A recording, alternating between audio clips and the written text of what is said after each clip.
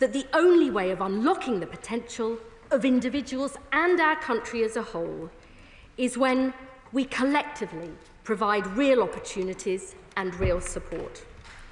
I am proud of the steps that this government has already taken to deliver on our promise of a better future for all. We're creating more good jobs in every part of the country, including through our modern industrial strategy and plans for clean energy. We're in... Order. Can I just say to the front bench, it's just started. If you're not interested, I know my constituents are, so please, I expect the same courtesy when you speak. We're investing in our vital transport infrastructure, in skills, and getting the NHS back on its feet. Our landmark employment rights bill will improve the quality of work, and our increases in the national minimum wage are helping make work pay. But alongside these vital steps, we also need to reform the welfare state. The principles set out in our Pathways to Work Green Paper are rooted in values I know many MPs share, that those who can work must work, but often need proper support to do so. Those who can never work must be protected, and that the welfare state must be fair both for those who need support and for taxpayers, so it is sustainable for generations to come. But the system we inherited from the party opposite is failing on all these fronts. It incentivises people to define themselves as incapable of work just to be able to afford to live. It then writes them off and denies them any help or support. The result is 2.8 million of our fellow citizens now out of work due to long-term sickness. Almost 1 million young people not in education, employment or training. That's a staggering 1 in 8 of all our young people. And the future sustainability of the system has also been put at risk, with a number of people on personal independence payments set to more than double this decade to over 4 million, with awards increasing at twice the rate of increases in the prevalence of disabled people in our society, adding 1,000 new PIP awards every single day. Now, I know MPs on this side of the House have welcomed many aspects of our reforms. Our plans to bring in the first ever sustained above-inflation rise to the Universal Credit Standard Allowance, the first permanent real terms increase in the headline rate of out-of-work benefits since the 1970s, and historic change in the direction of public policy, the biggest ever investment in employment support for sick and disabled people, quadrupling what we inherited from the Tories to £1 billion a year. Our plans to ensure that people with severe lifelong health conditions will never be reassessed, removing all the unnecessary and unacceptable anxiety this brings. And our plans to legislate for a right to try, guaranteeing that trying work in and of itself will never lead to a benefit reassessment, giving people the confidence to take the plunge and try work, something many organisations have called for years. But, Mr. Speaker, there have also been real concerns about our initial proposals. We have listened carefully, and we are making positive changes as a result. First and foremost, many members of this House, alongside disabled people and their organisations, have been very concerned about requiring existing claimants to score a minimum of 4 points on at least one activity to be eligible for the daily living component of PIP when they are reassessed after November 2026. And they've been concerned that the pace of change was too fast. I fully understand that even though 9 out of 10 people claiming PIP when the changes come in would be unaffected by the end of this Parliament, that this has caused deep and widespread anxiety amongst existing claimants, because they rely on the income from PIP for so many different aspects of their lives. So we will now ensure the new 4-point requirement will only apply to new claims from November 2026. This means no existing claimants will lose PIP because of the changes brought forward in this bill, and existing claimants of passported benefits like carers allowance will continue to get them too. Now, some people have said they're concerned it will create a two-tier system. But I would say to the House, including members opposite, that our benefit system often protects existing claimants from new rates or new rules because lives have been built around that support and it's often very hard for people to adjust. For example, some people still receive the severe disablement allowance, which was closed to new claims in 2001. When Labour introduced the local housing allowance in 2008, existing claimants stayed on the old higher rates of housing benefit, and many people are still on DLA, which replaced PIP in 2013. So we believe protecting existing claimants whilst beginning to focus PIP on those with higher needs for new claimants going forward strikes the right and fair balance. The second important question raised by members was seeing more details of our wider review of the PIP assessment before being asked to vote on the changes in this bill, and many MPs also want to know the views and voices of disabled people will be heard at the heart of our plans. So we have today published the terms of reference for our wider PIP review, led by the Minister for Social Security and Disability, to ensure this vital benefit is fit for the future, taking account of changes in society since it was first introduced. The review will look at the role of the PIP assessment, including activities, descriptors, and the associated points, to ensure these properly capture the impact of long-term health conditions and disability in the modern world. And it will be co-produced with disabled people, their organisations, clinicians, other experts and MPs before reporting to the Secretary of State by autumn next year and implemented as soon as possible thereafter. The third issue of concern was that our plans to freeze the universal credit health top-up for existing claimants and for future claimants with severe lifelong health conditions and those at the end of life would not protect incomes in real terms, even with the increase in the universal credit standard allowance.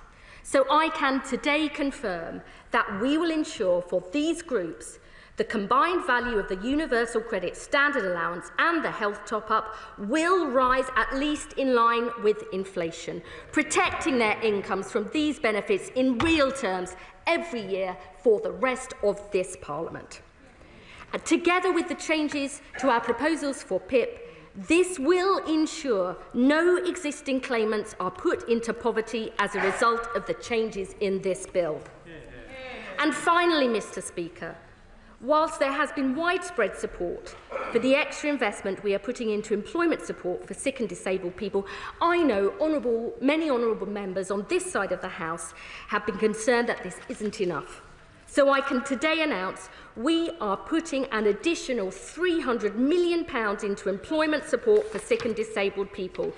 So we will be delivering a total of £600 million for support next year, £800 million the year after, and £1 billion in 28-29, increasing our total spending on employment support for sick and disabled people to £3.8 billion over this Parliament, because disabled people who can work shouldn't wait to have the same rights and chances to work as everybody else. And the measures we are announcing today will cost around £2.5 billion in 2029-30, and the overall savings and costing of our reform package will be certified by the OBR in the normal way at the next fiscal event. Mr. Speaker, welfare reform is never easy, but it is essential, because there is no route to equality or social justice based on greater benefit spending alone. The path to a fairer society where everyone can thrive, where people who can work get the support they need, and where we protect those who cannot work. That is the path we seek to build with our reforms. Our plans are rooted in fairness for those who need support and for taxpayers. They're about ensuring the welfare state survives, so there is always a safety net for those who need it, and so it lasts for generations to come. But above all, our reforms are rooted in our fundamental belief that everyone can fulfil their potential and live their hopes and dreams if we provide them with the right help and support. This is the better future we seek to build for our constituents and our country, and I commend this statement to the House. Service Secretary of State Alan Waitley. Thank you, Mr. Speaker, and I thank the Right Honourable Lady for advance sight of her statement. This is a government in chaos. Open rebellion from their own backbenches, unfunded U-turns costing billions, and welfare plans that are not worth the paper they are written on. Their latest idea is a two-tier welfare system to trap people in a lifetime of benefits and deny them the dignity of work while leaving the taxpayer to pick up the ever-growing bill. Mr. Speaker, it is a long-held Conservative belief that those who can work should work. Work provides security and purpose. That's why we launched universal credit, simplifying complex benefits and ensuring that work always paid. And it works. During the decade up to the pandemic, we got the number of people on benefits and the benefits bill itself down. 800 jobs were created for every day that we were in office, giving millions of people the dignity and security that work brings. But then, during the pandemic, we saw something new. The health and disability bit of our benefit system started to break. The bill is forecast to hit £100 billion by 2030. £1 in every £4 of income tax will be spent on health and disability benefits, more than the entire defence budget. This is not fair for the taxpayer, not fair for people who are written off, and certainly not sustainable for the country. Yet, despite Labour having 14 years in opposition and now a year in government, they still don't have a plan to bring down the welfare bill or get people into work. What we now have before us is a rushed and chaotic compromise. It is not reform in any sense of the word. It is woefully unambitious about savings, conspicuously lacks compassion, and achieves no meaningful change of a system we all know is broken.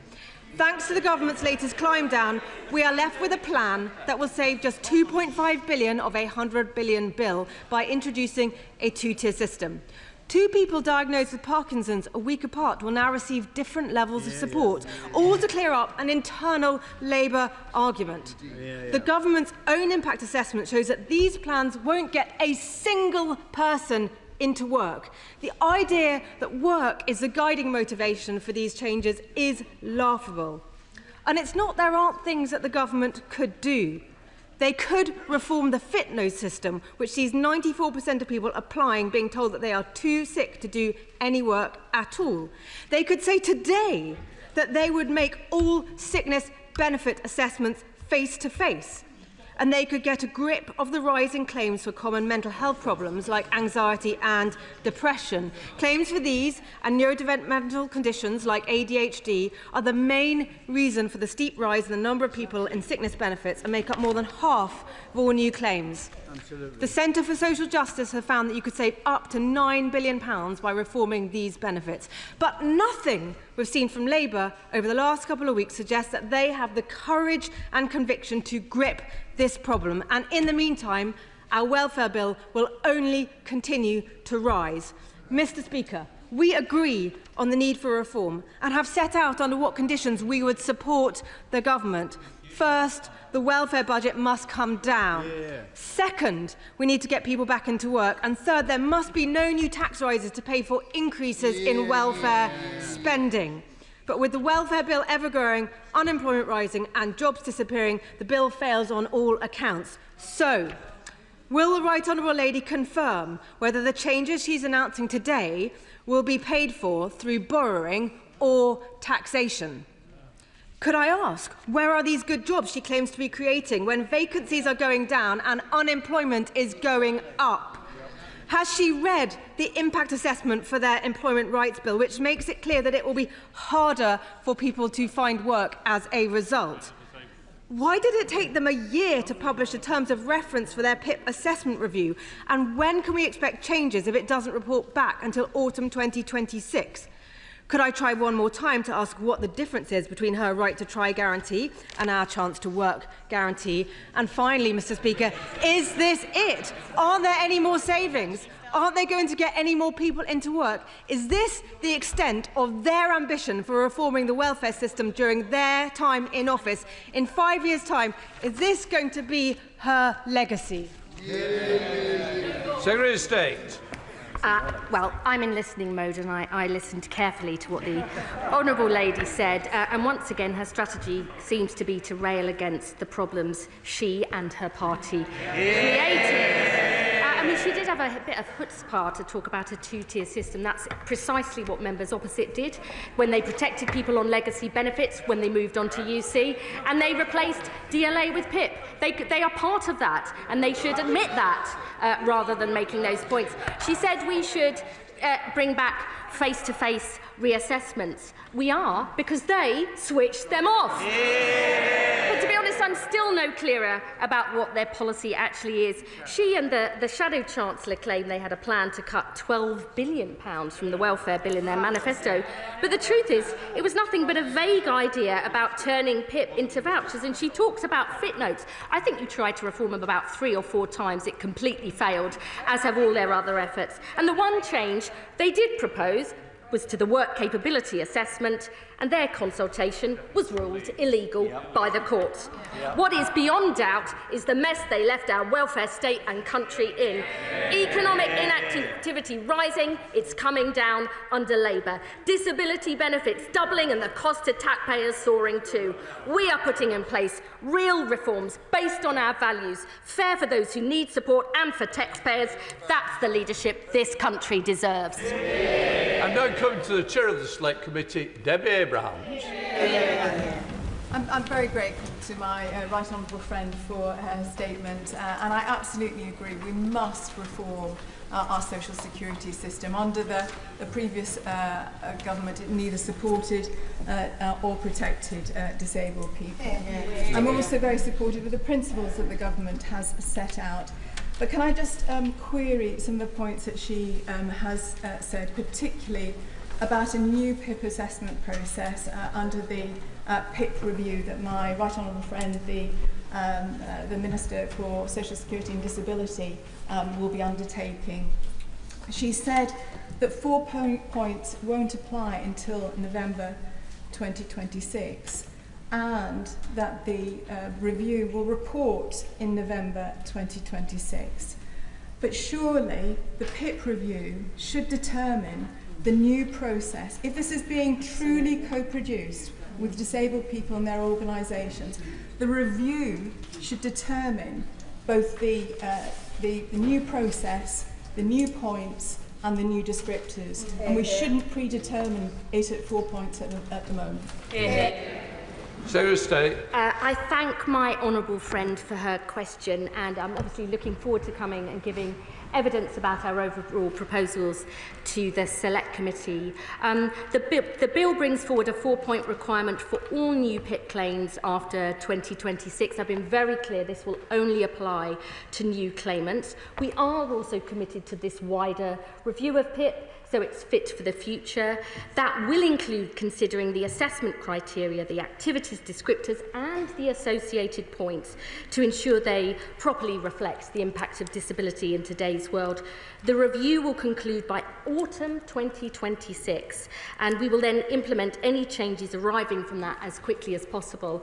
I would say that we have to get the right balance here, because we do seek to, I've been a long-standing champion of co-production, including when I was the Shadow Minister for Social Care. We have to do that properly, but the 4-point minimum will be in place for new claimants as we look to make changes for the future. Liberal Democrat spokesperson Steve Dunn. Thank you, Mr. Speaker. And the Prime Minister and many ministers have identified that the benefit system is broken and the cost of it is skyrocketing. but balancing the books on the backs of the poor is wrong-headed in the extreme. The proposals today are a leap into the dark. Colleagues, Liberal Democrat colleagues, and I are really concerned that these proposals are rushed proposals, and legislation that is rushed is often wrong with unintended consequences. As Liberal Democrats and the Member of Parliament for Torbay, we're really concerned about disabled and long-term sick, their children, their families, and also carers. There are some root causes here. Our broken NHS and social care system needs to be resolved so that there is the support for those who are most in need. Our access to work scheme is broken and needs resolving as a matter of urgency. There are some real challenges there, and so I hope the Minister will give some genuine answers around what consultation has the Minister undertaken with carers, and also what cost shunting have you identified for our care and social needs system with any proposals. And finally, will the Minister consider withdrawing these proposals so there is adequate consultation and scrutiny to avoid any bystanders being hit by these proposals?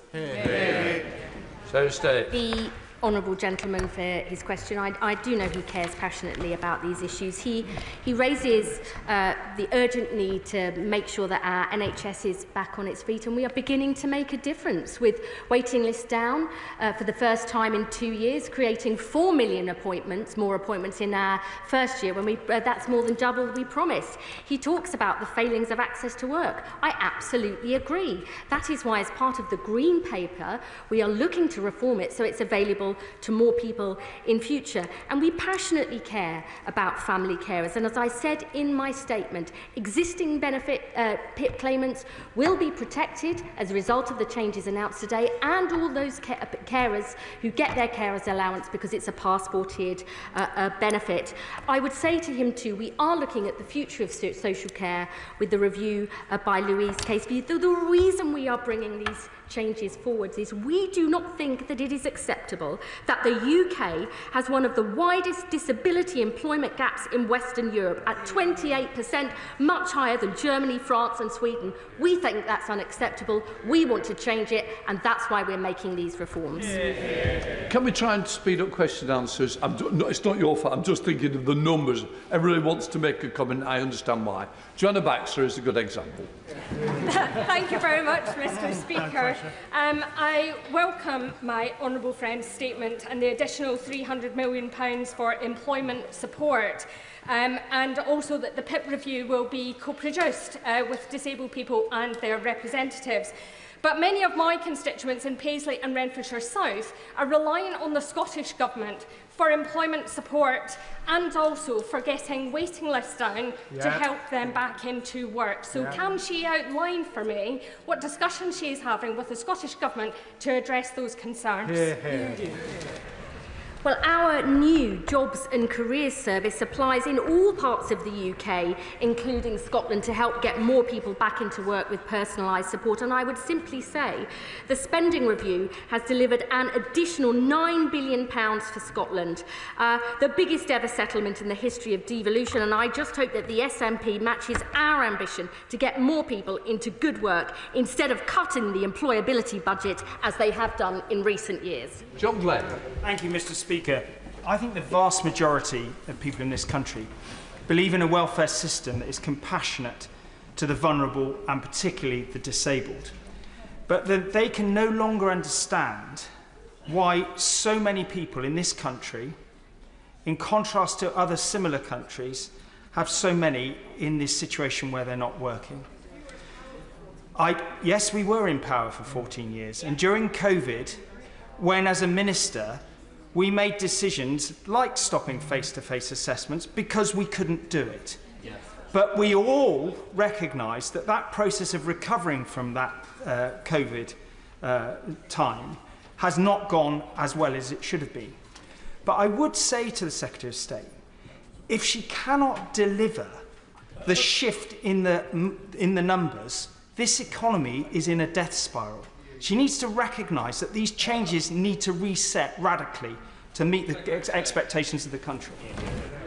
I absolutely believe that we have got to reset the system. We have to make sure that everybody who can work gets the opportunity to do so and the support that they need. That is precisely what we're trying to do with these plans. And I would just gently say to the honourable gentleman who I admire that it is precisely that failure and that mess that we are now trying to tackle. Thank you, Mr. Speaker. Mr. Speaker, I thank the Secretary of State for the movement made in the last week. It would have been good to have had those conversations earlier. We are where we are. In response to my honourable friend, the chair of the Department for Work and Pensions Select Committee, my right honourable friends spoke about the November deadline and the 4 points kicking in. Could she explain to the House the rationale for settling on those 4 points in one category prior to the Timms review? And I thank my honourable friend for her question. Our objective here is to, as it always have been, and I am grateful to her and others for all the engagement that they have done with us, and I'm very grateful for that going forward. But the reason we are making these changes is we have to both get more people who can work into work and try to begin to focus this really important benefit on those with higher needs, so it is sustainable for the future. That will not affect existing claimants on PIP. They will have their incomes protected. I think that is a very positive change that we are making.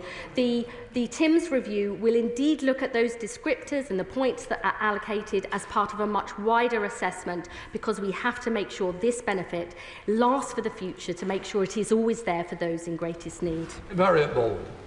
Thank you, Mr. Speaker. And this week's U-turn, the Secretary of State just told us, will cost £2,500 million a year by 2029. So can she tell the House how she proposes to cover that expense? This change will be fully funded, and it will be set out in the normal way. It will be set out in the normal way at the next fiscal event, as I'm sure all honourable members in this House would appreciate. Rachel Musk. Thank you, Mr. Speaker. I welcome progress, but I cannot countenance sick and disabled people being denied support to enable them to be independent in the future, and 150,000 people pushed into deeper policy, nor can disabled people across our country support these measures. It is a matter of conscience. So can I ask the Secretary of State if she could set out why we're voting on these matters tomorrow, when the Timms review says that there could be real changes in the criteria that is used to assess people up to 4 points? It feels like signing a blank cheque. I know my honourable friend cares passionately about these issues, but may I just say, no existing claimant will be put into poverty as a result of the changes in this bill. The figures she are giving are about future notional claimants, and they take into account none of the record levels of employment support we are putting into the system. We have published very clear evidence that proper support programmes can get sick and disabled people into work, to stay in work, making sure they can improve their incomes and their lives. And I would say to all honourable members, we have absolutely committed to co-producing the Timms review. Indeed, we will be working very closely with disabled people about our reforms to access to work, how we make that pathways to work investment get the best results for disabled people and for their families. That work will take time, but we will implement the decisions as soon as possible. Madeira Wilson. Mr. Speaker, my constituent Steve had been a fit, active working person until about a year ago. Since then, he's been debilitated by ME, which has left him only able to get out of the house for about an hour every fortnight. Even getting dressed leaves him needing a lie down. Now, PIP is already difficult for people like Steve to access. He told me he would rather have lost both his legs than get ME. So could the Secretary of State tell Steve why, if he'd got ME 2 to 3 years later, he almost certainly wouldn't have been eligible for any PIP at all? I'm deeply concerned to hear about what her constituent has been through. I have many constituents myself who have both real needs but also have struggled to get PIP, and we absolutely want to make sure that that whole assessment process works as effectively as possible, and I would urge her and her constituents to feed into the TIMS review. But what I would say just once again, existing claimants like her constituent will not lose their income as a result of the changes in this bill. It is very common throughout the benefit system to have existing claimants protected on old rules and old rates, and that is what we are doing today. Dr. Britton. Thank you, Mr. Speaker. I welcome her words that recognise the need to enable disabled people to fulfil their potential. Since April, I've engaged with the government, making it clear I could not support the proposals on PIP. Our manifesto committed to championing the rights of disabled people and to the principle of working with disabled people. Having no public consultation of these plans excludes the voices of disabled people. This is not just about process. This makes disabled people worse off. The principle of fairness means disabled people had a legitimate expectation to be consulted, and in order to fulfil the Equality Act Section 149, Public Sector Equality Duty. Why did the Department for Work and Pensions choose not to consult with disabled people on PIP proposals, and what work will her department do to win back the trust of disabled people? My honourable friend is a powerful voice, and I know she will always remain that in this House. We are absolutely committed to co-producing this PIP review led by Sir Stephen Timms. She may know we are also setting up collaboration committees on access to work and on pathways to work to make sure we really get this right. I look forward to meeting with her and many other disabled people and their organisations to absolutely make sure we get this right as we go forward. Sir Desmond Swade. To describe it as fair and equal, to treat people with identical conditions differently purely on the basis of whether they are an existing applicant, an existing recipient of benefits, is Orwellian newspeak on stilts, isn't it? So why did his party do it for 14 years? Vicky Foxcroft.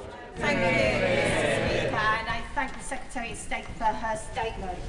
Will the TIMS review have the powers to review the planned budget savings for future claimants of PIP and UC health components?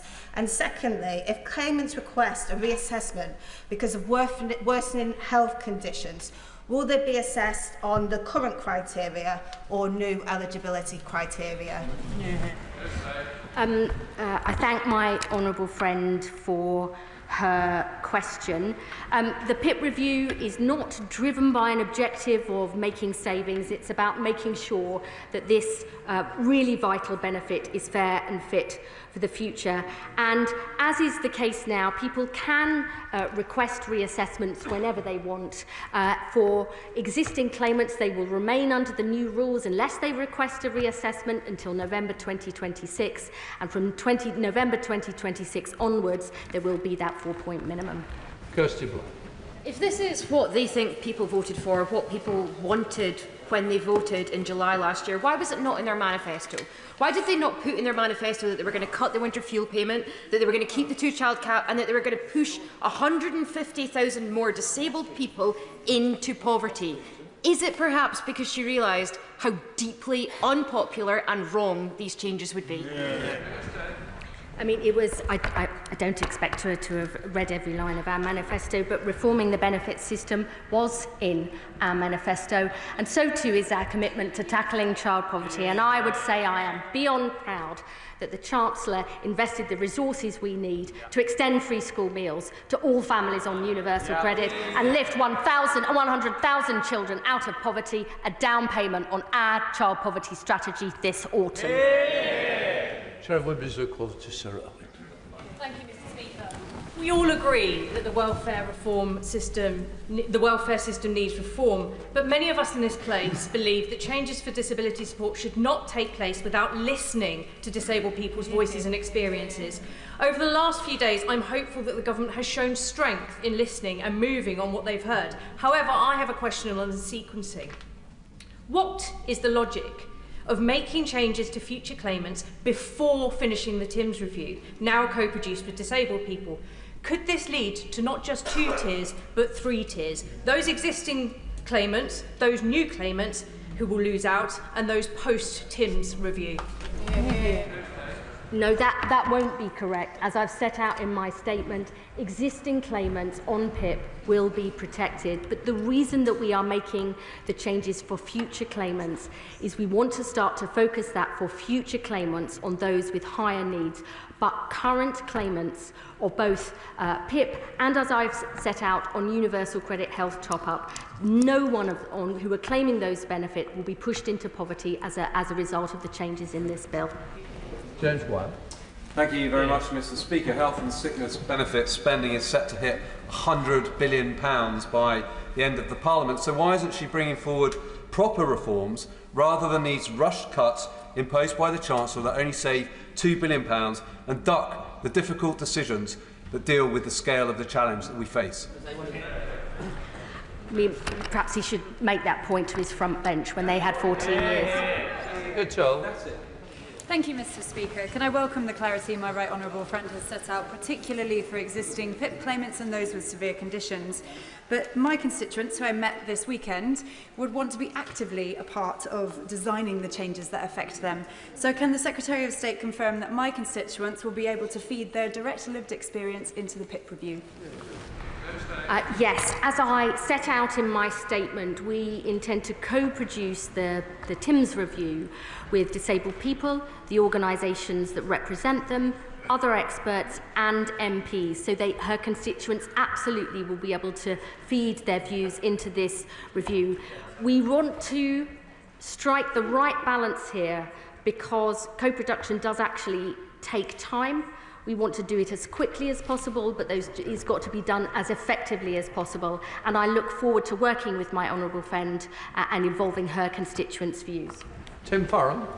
Mr. Speaker, I spoke to a resident, a friend, in my constituency over the weekend. She's a wheelchair user since a failed back operation some years ago. She currently gets PIP. She gets 3 points for dressing and undressing. She gets 2 points for washing and bathing. She needs help with both. Yet she fears, as do I, that anybody with her needs or exact needs applying after next November will be left without help. We are right to be concerned and to fear that, aren't we? That is unjust and uncaring, isn't it?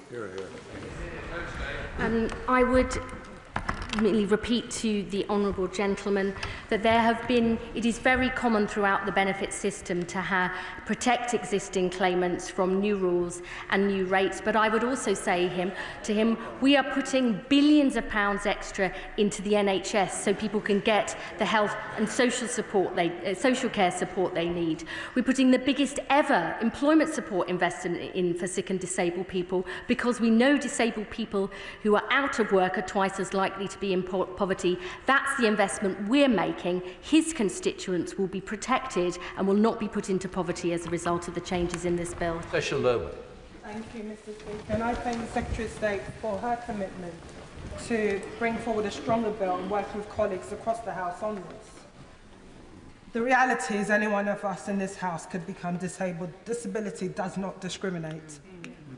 And it's important for us to recognise the network of informal care, which is keeping our social care system. And the reality is that for a number of carers, they would not be eligible for carers allowance without the PIP eligibility. And there are so many carers who are receiving carers allowance who is in poverty. Those people are not doing it for the money, they're doing it because they are wanting to help a loved one, a family friend. I know from personal experience, being a carer for my mum, when you're helping someone to bathe, someone to get out of bed, someone to cook and clean, the toll it takes on you, you are not doing this for money, but they are scared. So can the Secretary of State confirm that we will protect those carers in any future PIP changes, because it is right that those carers should not be pushed into further poverty? My honourable friend is a huge champion of these issues, and I have long championed what unpaid family carers do. As she says, many don't even think they're a carer, they're just, a husband, wife, son, daughter, mum, dad looking after the person they love. And I want to reassure her, as I said in my statement, that existing PIP claimants and all those who get passported benefits like carers will be protected as a result of the changes we've made. And indeed, I know my honourable friend, the Health Secretary, wants to do far more to support family carers in future, because without them, our NHS would collapse. Does the Secretary of State agree that, whilst necessary at the time of COVID, the removal of the requirement for face-to-face assessments was an opening of the door to potential abuse? And if so, will she commit in principle to the reinstatement of face-to-face assessments? That's exactly what we committed to in our Green Paper. Good, Snell. Thank you very much, Mr. Speaker. Presumably the outcome of the Timms review will require some form of primary legislation to enact the changes to the system that will come from the Department of Work and Pensions, in which case, Mr. Speaker, can I suggest to the Minister that removing clause 5 from the bill tomorrow and putting it into any future legislation means the Department can still have its thresholds in the future if it wants to, but only once everybody knows what the criteria against those judges will be made? Well, we are co-producing this review, and it may result in changes that require primary legislation or secondary legislation or other action, and I don't want to preempt that. Let me just bring the honourable gentleman in the House back to what the purpose of these changes are, which is to make sure we have a system that is fair for those who need support and fair for taxpayers, and so that we do try and put the welfare state on a more sustainable footing in future, because if we don't, my real fear is it won't be there for the very people who really, really need support going forward. Adrian Ramsey. Thank you, Mr. Speaker. Today's statement feels like a panicked political fix to an indefensible attempt to cut benefits from the most sick and disabled people, but it lacks competence and it lacks compassion. And given that the Secretary of State talks about social justice, how can she justify people who might need that support in the future not receiving the support that disabled and sick people rightly receive today? And wouldn't the right thing to do be to shelve these proposals so she can allow time to do what she's promised to do and genuinely co-produce and consult with disabled people on the right way forward? I just fundamentally disagree with the honourable gentleman's proposition. Our changes are rooted in very clear principles that those who can work should work and need the support to do so, that those who cannot work should be protected, but that we need a system that is fair and sustainable. And I do not believe we can wait. We cannot wait while disabled people in this country want to work but are denied the opportunities to do so. We cannot have a system where 1 in 8 young people are not in education, employment or training, with all the terrible long-term consequences this brings. And we cannot see 1 in 10 of our fellow citizens trapped out of work, economically inactive, because that is not a good future for them or for our country. Directory. Thank you, Mr. Speaker. Mr. Speaker, we already know that the bill as published was flawed. We know that because the changes that have been announced today and have been made over the last few days. So while I welcome, of course, the wider review of PIP and the consultation with disabled people, their organisations and clinicians, I do have to put the question to the Secretary of State. Given this wider review, given the Timms review as yet to report, why are we pushing ahead at this stage? Because we have to begin to reform the welfare state to help those who can work to do so, to protect those who cannot, and to begin to put our welfare state on a more sustainable footing in future. This protects existing claimants. They will not be affected by the changes in this bill. It ensures that people have a right to try. It ensures those with severe lifelong conditions never face reassessment. It comes alongside the biggest ever employment support for sick and disabled people. I think that together, this is a fair and balanced package that meets the needs of existing claimants and reforms the welfare state for the future. David Hamm. Thank you, Mr. Speaker. There were almost 1 million fewer workless households in 2024 than there were in 2010. And one factor behind that was universal credit and reducing the barriers and the perceived risks of going back into work if you weren't sure how it was going to work out. Now, notwithstanding the right to try, if there are in future going to be two different levels of health component outside of the severe conditions criteria, isn't that going to raise those barriers back up and do the exact opposite of her stated intent? Fundamentally disagree with the honourable gentleman, who I have great respect for. I actually think that universal credit, some of this actually locked people out of work because they had to define themselves as incapable of work, unable to afford to be able to live.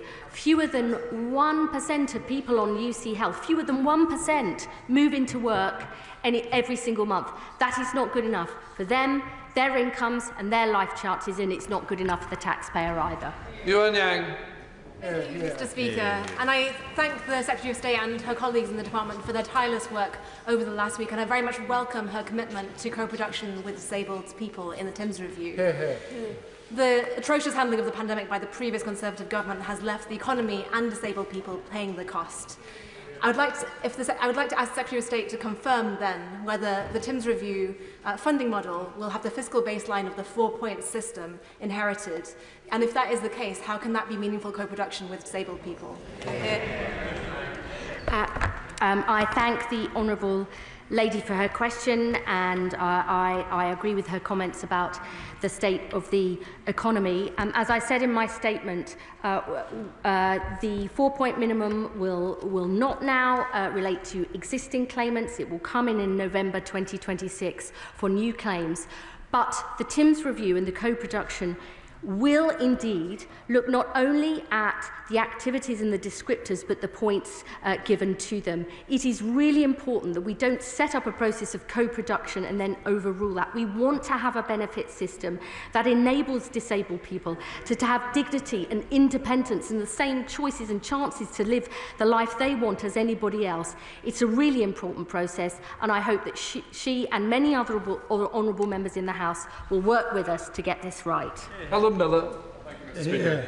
I recently met with a support group in my constituency of Bristol Woodstock of those who suffer from ME, chronic fatigue syndrome or long COVID. And their description of the devastating impact of these variable conditions was very affecting. I want to ask the Secretary of State today if one of those people were to have an improvement in their condition, such that they were no longer eligible for PIP, and then to re-present for assessment, would they be entitled to return to the PIP level they were on previously, or would they be treated as new applicants under the terms that she has described today?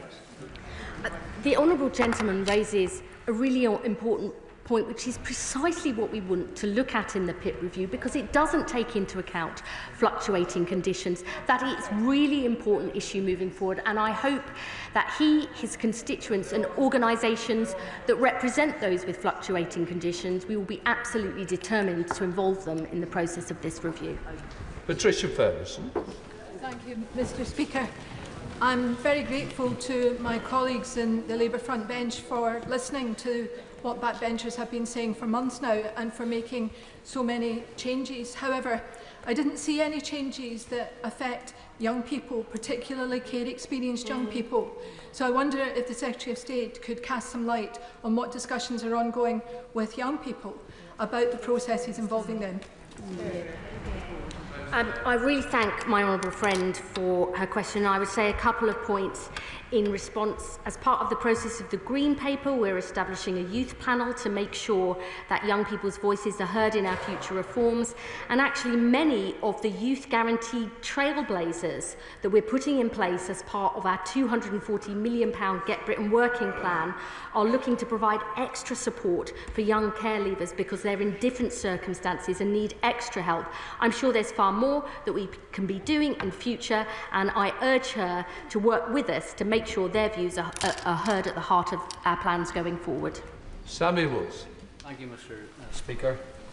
There are many on these benches who want to support the government in achieving the objectives of getting people back to work and being fair to those who can't work.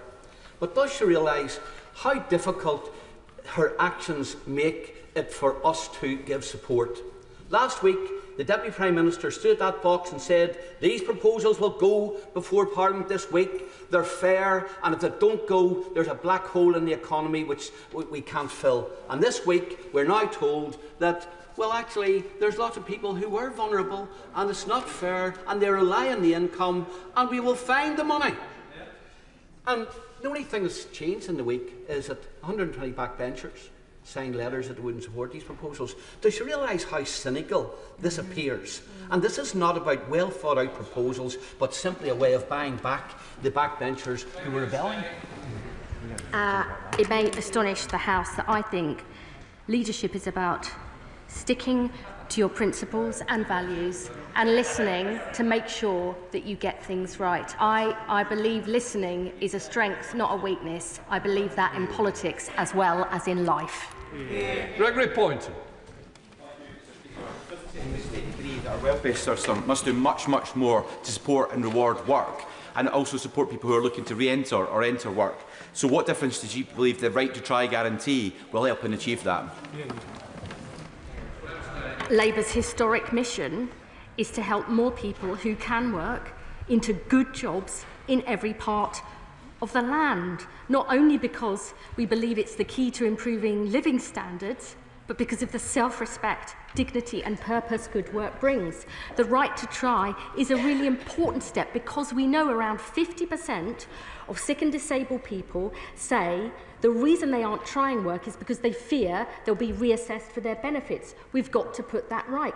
But we have also got to put in place the employment support. We've got to create the good jobs in every part of the country. We've got to get those waiting lists down so people can get back to health and back to work. We are taking action on all those fronts, and I look forward to working with my honourable friend in his constituency so more of his constituents can benefit. Thank you, Mr. Speaker. Mr. Speaker, it seems to me entirely reasonable that a government should want to control the amount it spends on welfare, and entirely reasonable to want to focus it on the most in need. But I do not understand why they brought out such rushed changes which have done nothing but cause anxiety and distress, and left them in a worse position where now they've U-turned, they're neither making the savings nor reforming the welfare. So could the Secretary of State please explain to me what the rationale is for the 4-point limit that she's brought in?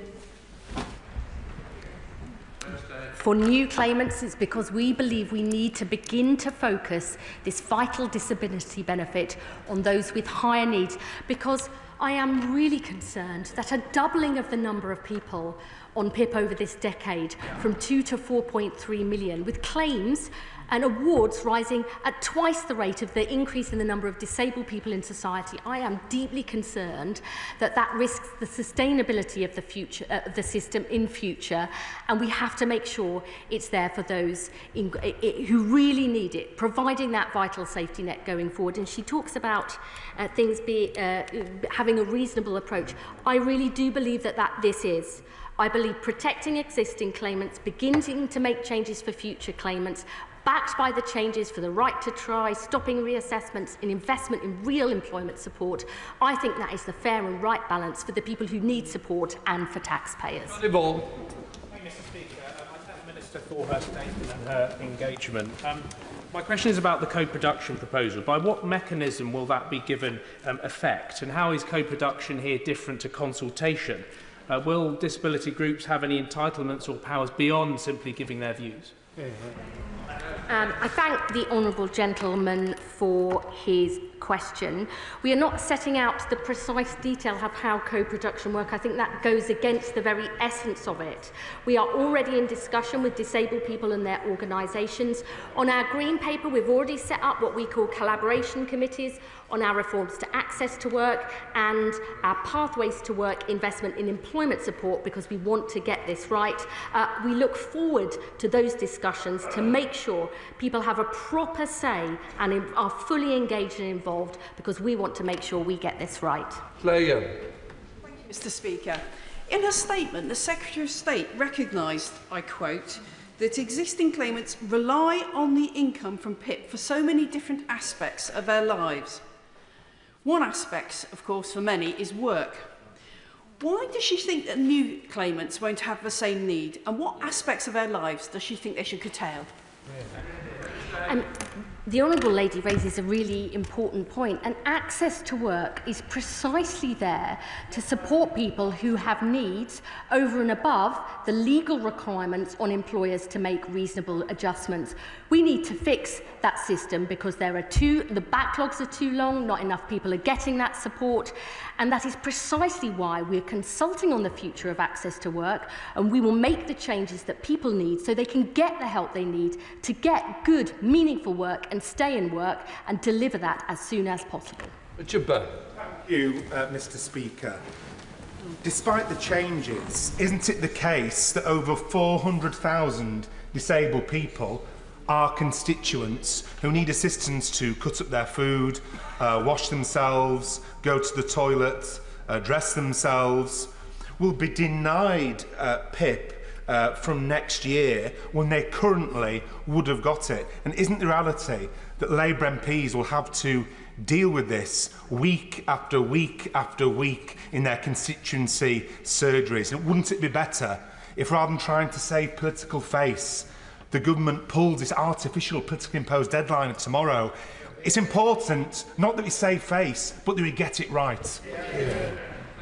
Many honourable members have understandably raised concerns because their constituents on PIP right here, right now, are extremely anxious, even though 9 out of 10 of them who are on PIP by the time these changes come in would not have been affected. They will be protected in future. The TIMS review will look at this vital benefit going forward, the activities, the descriptors and the points it gets, and I really hope the Honourable Gentle will engage with us throughout this process to make sure we get it right.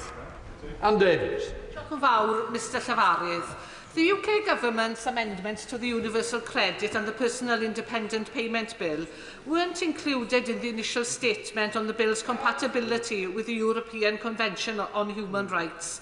Discrimination is a real concern, given that two people with the same condition could receive different support based on when they become sick or turn 18. So will the Secretary of State now make an updated statement on compatibility and also confirm that her department has complied with a public sector equality duty under the Equality Act 2010? I can indeed confirm that we have complied with all of our legal requirements. Stella Creasy. Thank you, Madam Deputy Speaker. I don't doubt the commitment of the Secretary of State to getting this right. And she will be very, very aware that as it stands, the legal advice we've had is that these proposals will breach our obligations under the UN Convention on the Rights of People with Disabilities, something the previous government did, and we rightly challenged them on it.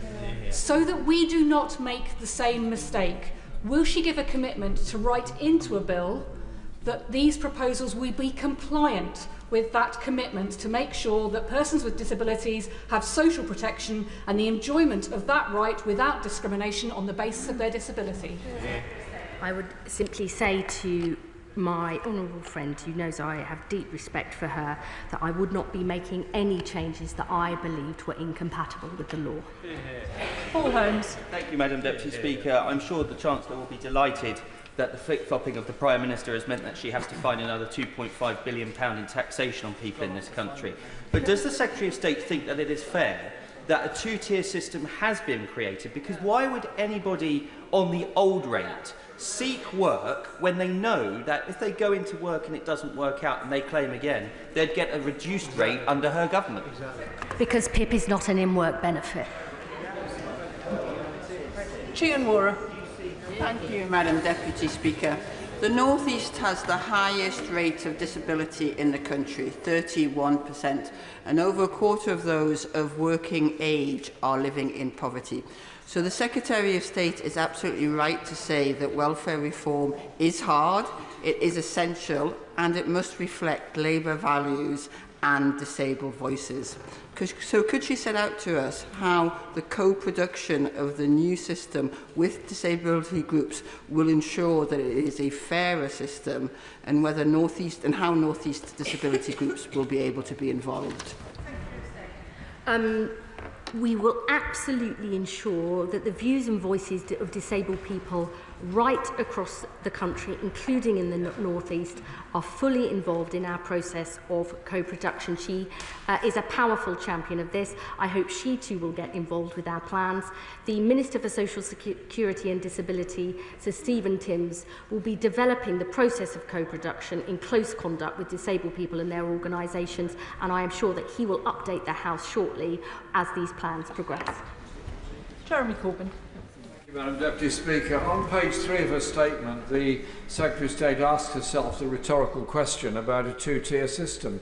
Can she simply confirm that somebody now eligible for personal independence payment gets it, somebody with a similar condition, whenever this bill has become law, suffers the same kind of condition, will not be eligible for the personal independence payment, and their support will be either from friends or family or no support at all?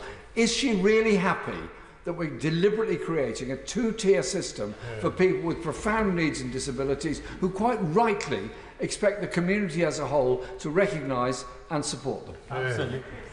I would simply say to the honourable gentleman, there are many differences in the benefit system already, where people are on different rates and different rules depending on the time that they came into the system. That has always been a part of the social security system, including under previous Labour governments. The Timms review will look at the different descriptors and the points that are delivered to them, alongside much wider changes. I mean, the PIP came in more than 10 years ago.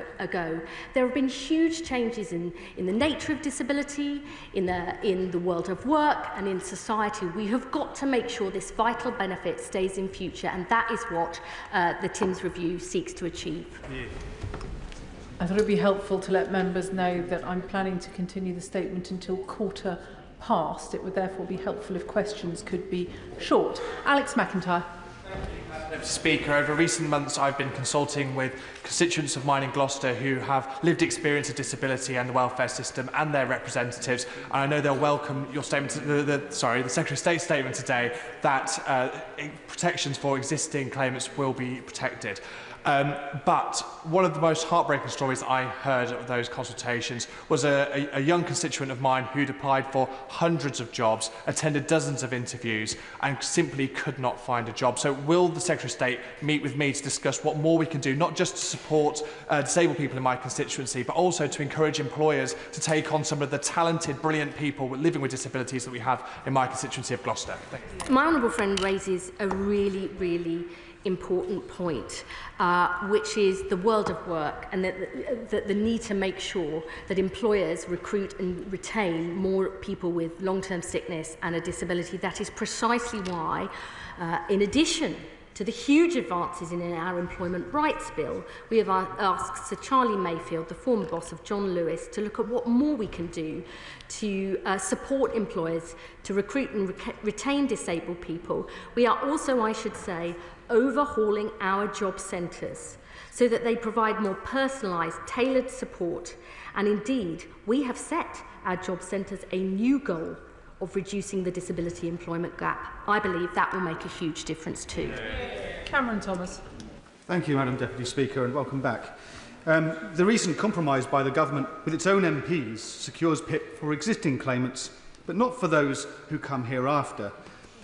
A distinction born not of compassion, nor apparently economics, but to secure the government's own political footing.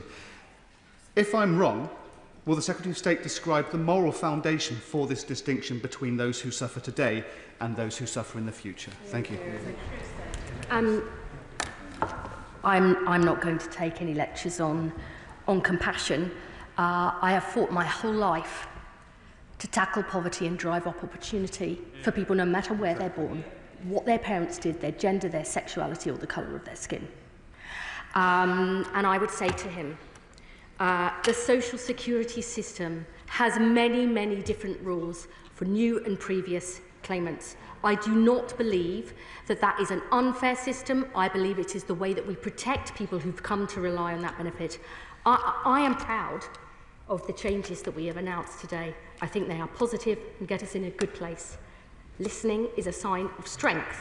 and I'm absolutely determined to continue to listen. Helen Hayes. Thank you, Madam Deputy Speaker. Can I thank my right honourable friend for her statement and for the steps that she has taken to improve this bill.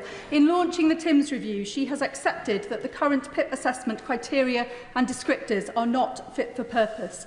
So can my right honourable friend confirm that the difference in the timetable for implementing the change which will require applicants to achieve 4 points in a single category and the timetable for completing and implementing the Timms review will result in some people falling between the old system and the new system, being required to achieve 4 points on criteria that are not fit for purpose?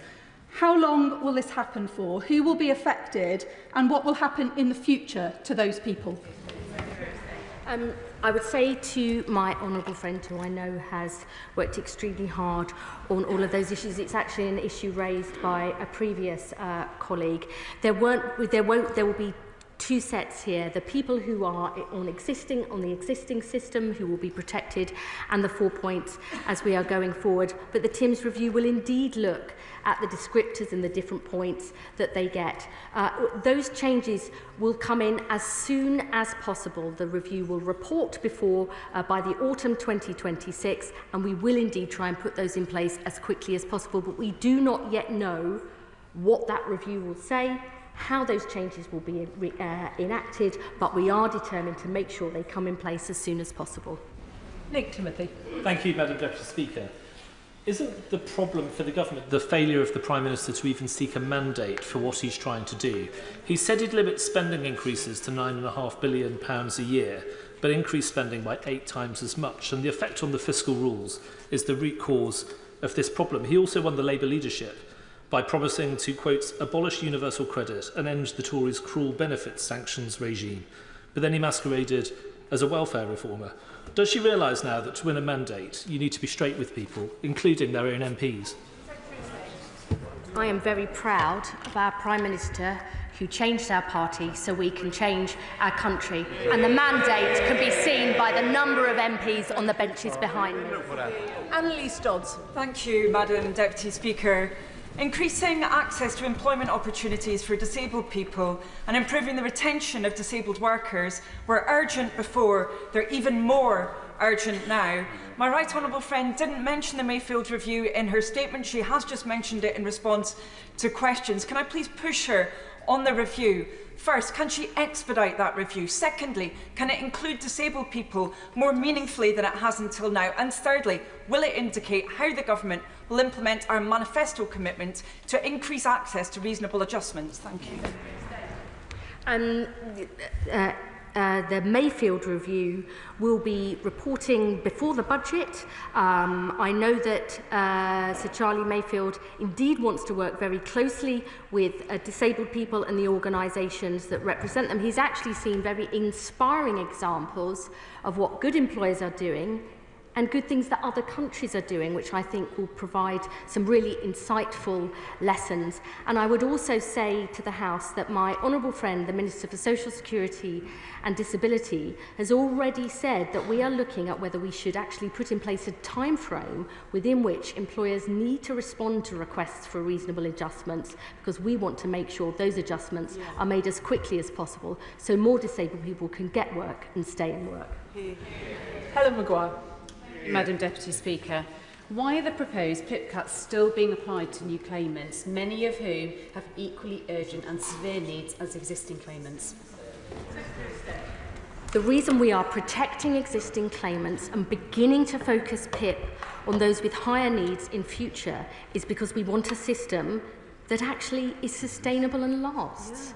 And I do not believe it is sustainable to have a doubling of the number of PIP claims every decade, adding 1,000 people a day, rising at a faster rate than the increase in prevalence of disabled people in this country. And the truth is, we know the parts of the country that have the highest disability benefit claims and incapacity benefit claims are the places that were decimated by the Tories in the 80s and 90s when whole industries closed, who have yet to have the investment that they need to create those jobs and haven't had the investment into the NHS. I have always believed in the social model of disability. We have got to put these things right. We need to do that urgently because disabled people deserve a better life than they had under members opposite. Darren Paffy. Madam Deputy Speaker, and I thank my right honourable friend for her work on this and for coming to make the statement today, though I do share honourable members' concerns that actually changes before a review remain putting the cart before the horse. I must just press her, while I welcome the changes that bring immediate security and protection for existing claimants, can she please confirm that if an existing claimant or someone on a legacy benefit is reassessed, will they be treated under the new measures or the existing ones? And for carers, future applicants will have that eligibility increased. So can she confirm if carers are going to be included in the co-production review carried out by Minister Timms? Yes, absolutely. Indeed, myself and the my right honourable friend, the Minister for Social Security and Disability, met with carers organisations the day after we published the Green Paper and many other disability organisations. I want to be crystal clear on this. People who are currently on PIP and are on PIP by the time these changes come in November 2026 will remain on that benefit under those old rules. Jim Allister. Thank you. In the first lines of her statement, the Secretary of State affirms that this government believes in equality.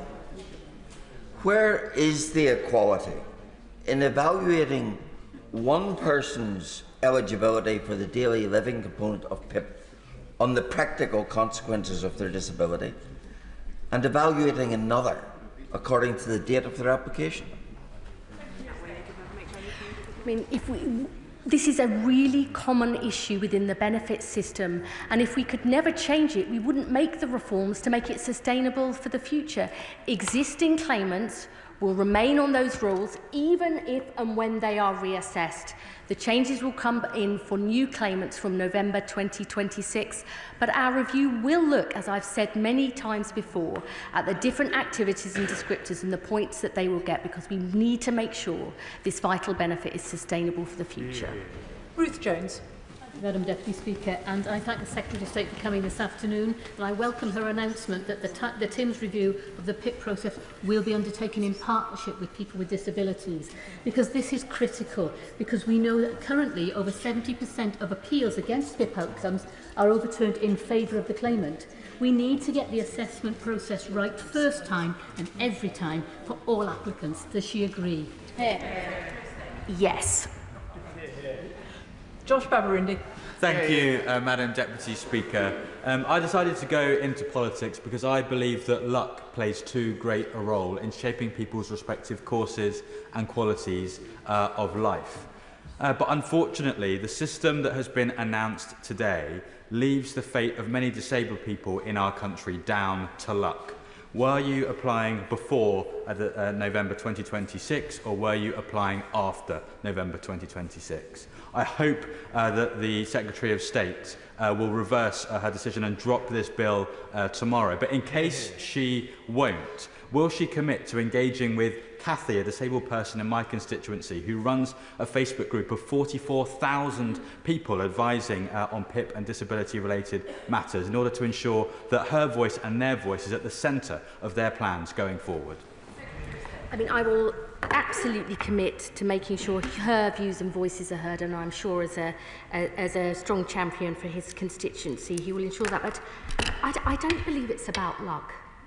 I believe that parts of this country and different types of people have been repeatedly neglected and denied opportunities and support.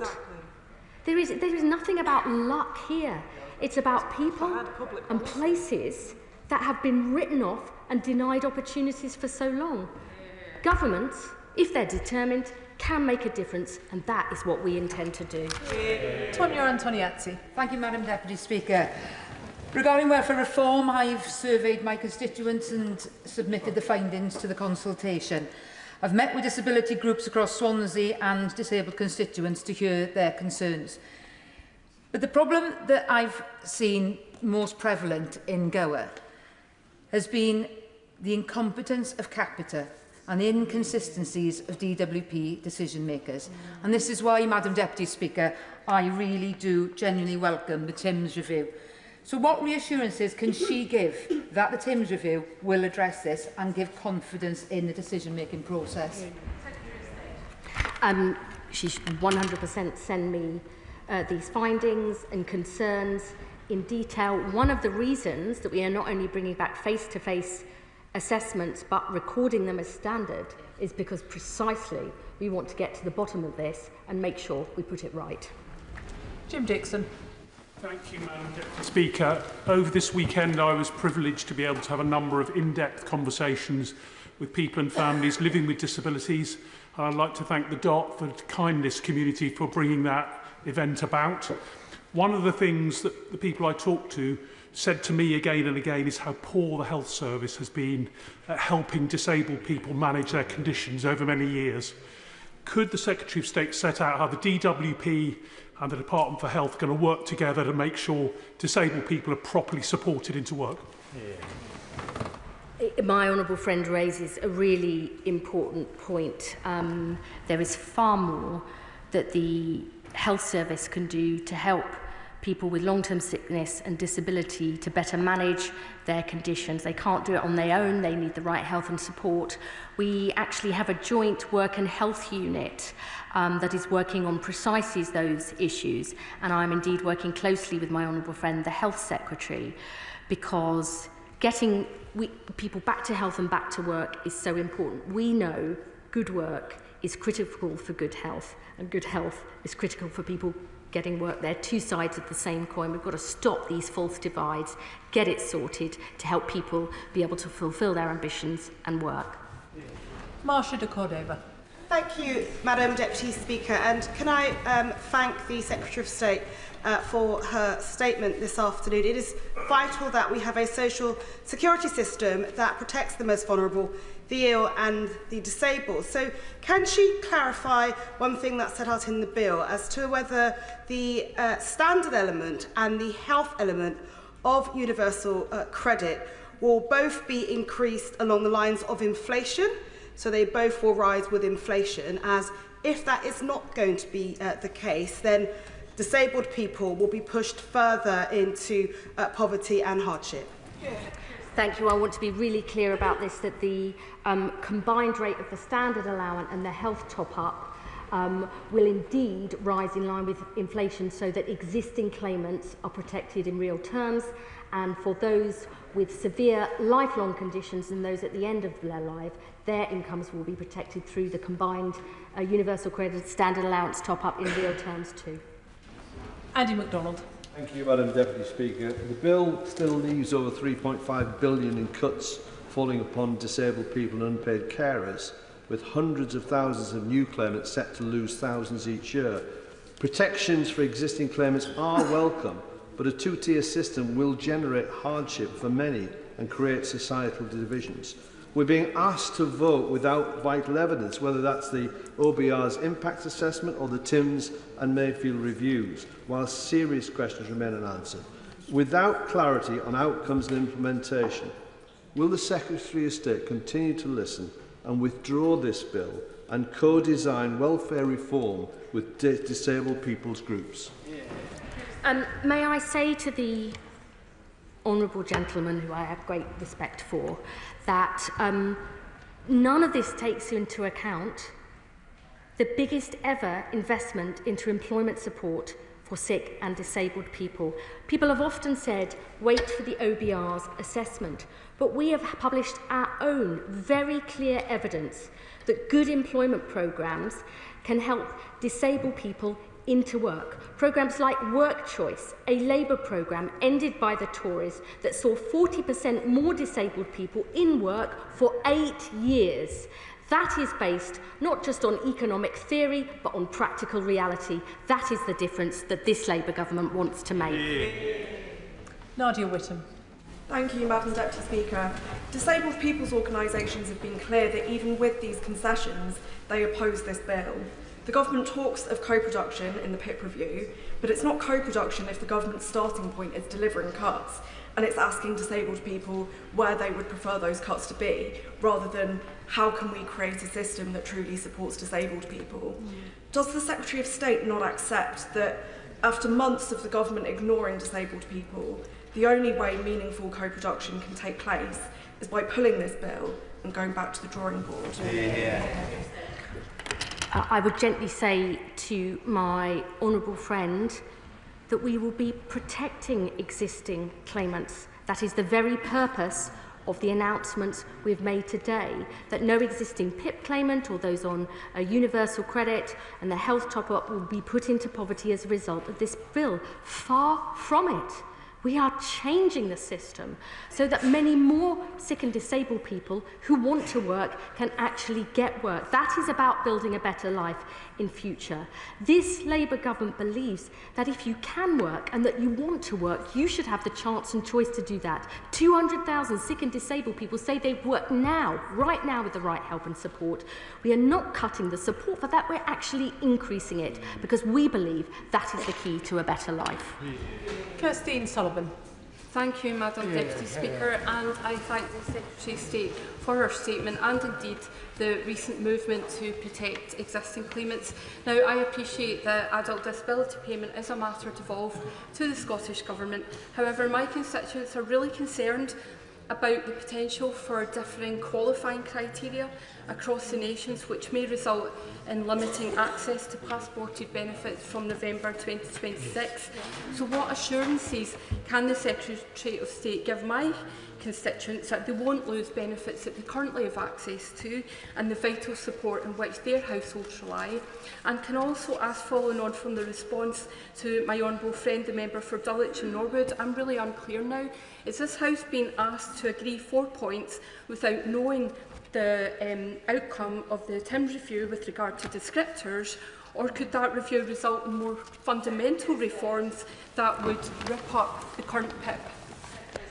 On the first point my honourable friend raises, she will know that PIP is devolved in Scotland. I believe the Scottish Government is actually reviewing the ADP at the minute, including on eligibility criteria. That will be a matter for them.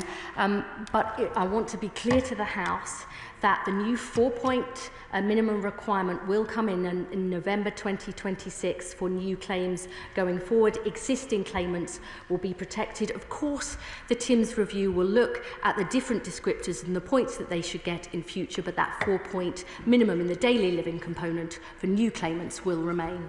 Matthew Patrick. Thank you, Madam Deputy Speaker. The party opposite presided over multiple reforms of welfare and the results were a disaster.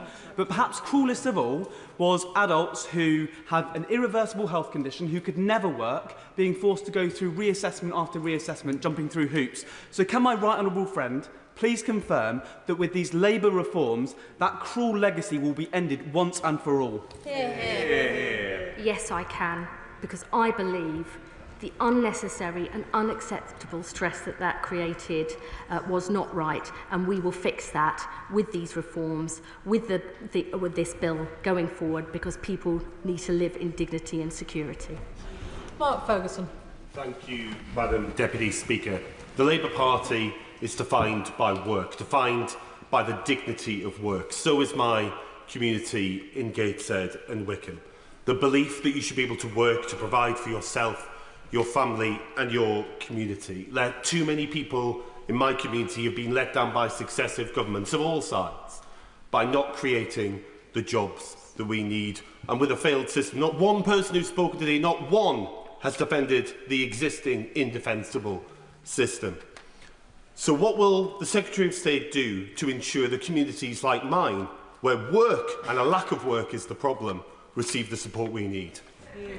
My honourable friend speaks powerfully about Labour's historic mission to help people who can work to do so, and the fact that his constituents have been denied that support for so long. We want to transform that. We believe that in an ageing society where more of us will be living with a disability and with 1, 2 or more long-term chronic conditions and caring for people, that we have to change the welfare state. We have to provide more support to help people work. The world of work needs to change too, and that is why we've not only commissioned the Mayfield review, but that we are putting in the biggest ever employment support for sick and disabled people, and why I've announced an additional £300 million for that support today. Can I please encourage members to keep their questions short, or you will not all get in? Harpreet Uppal. Thank you, Deputy Madam Speaker.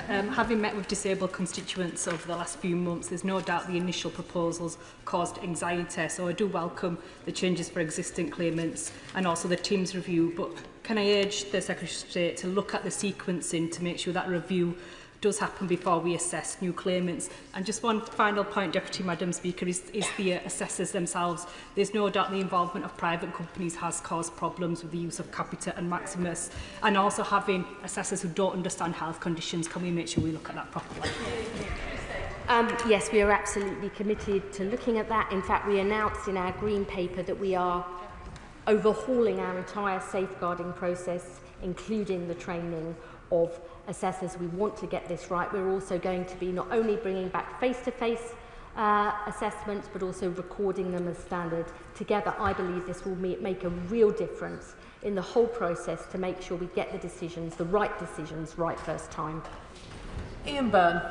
Thank you, Madam Deputy Speaker. These so-called concessions go nowhere near far enough, and tomorrow I'll be voting against these cruel cuts.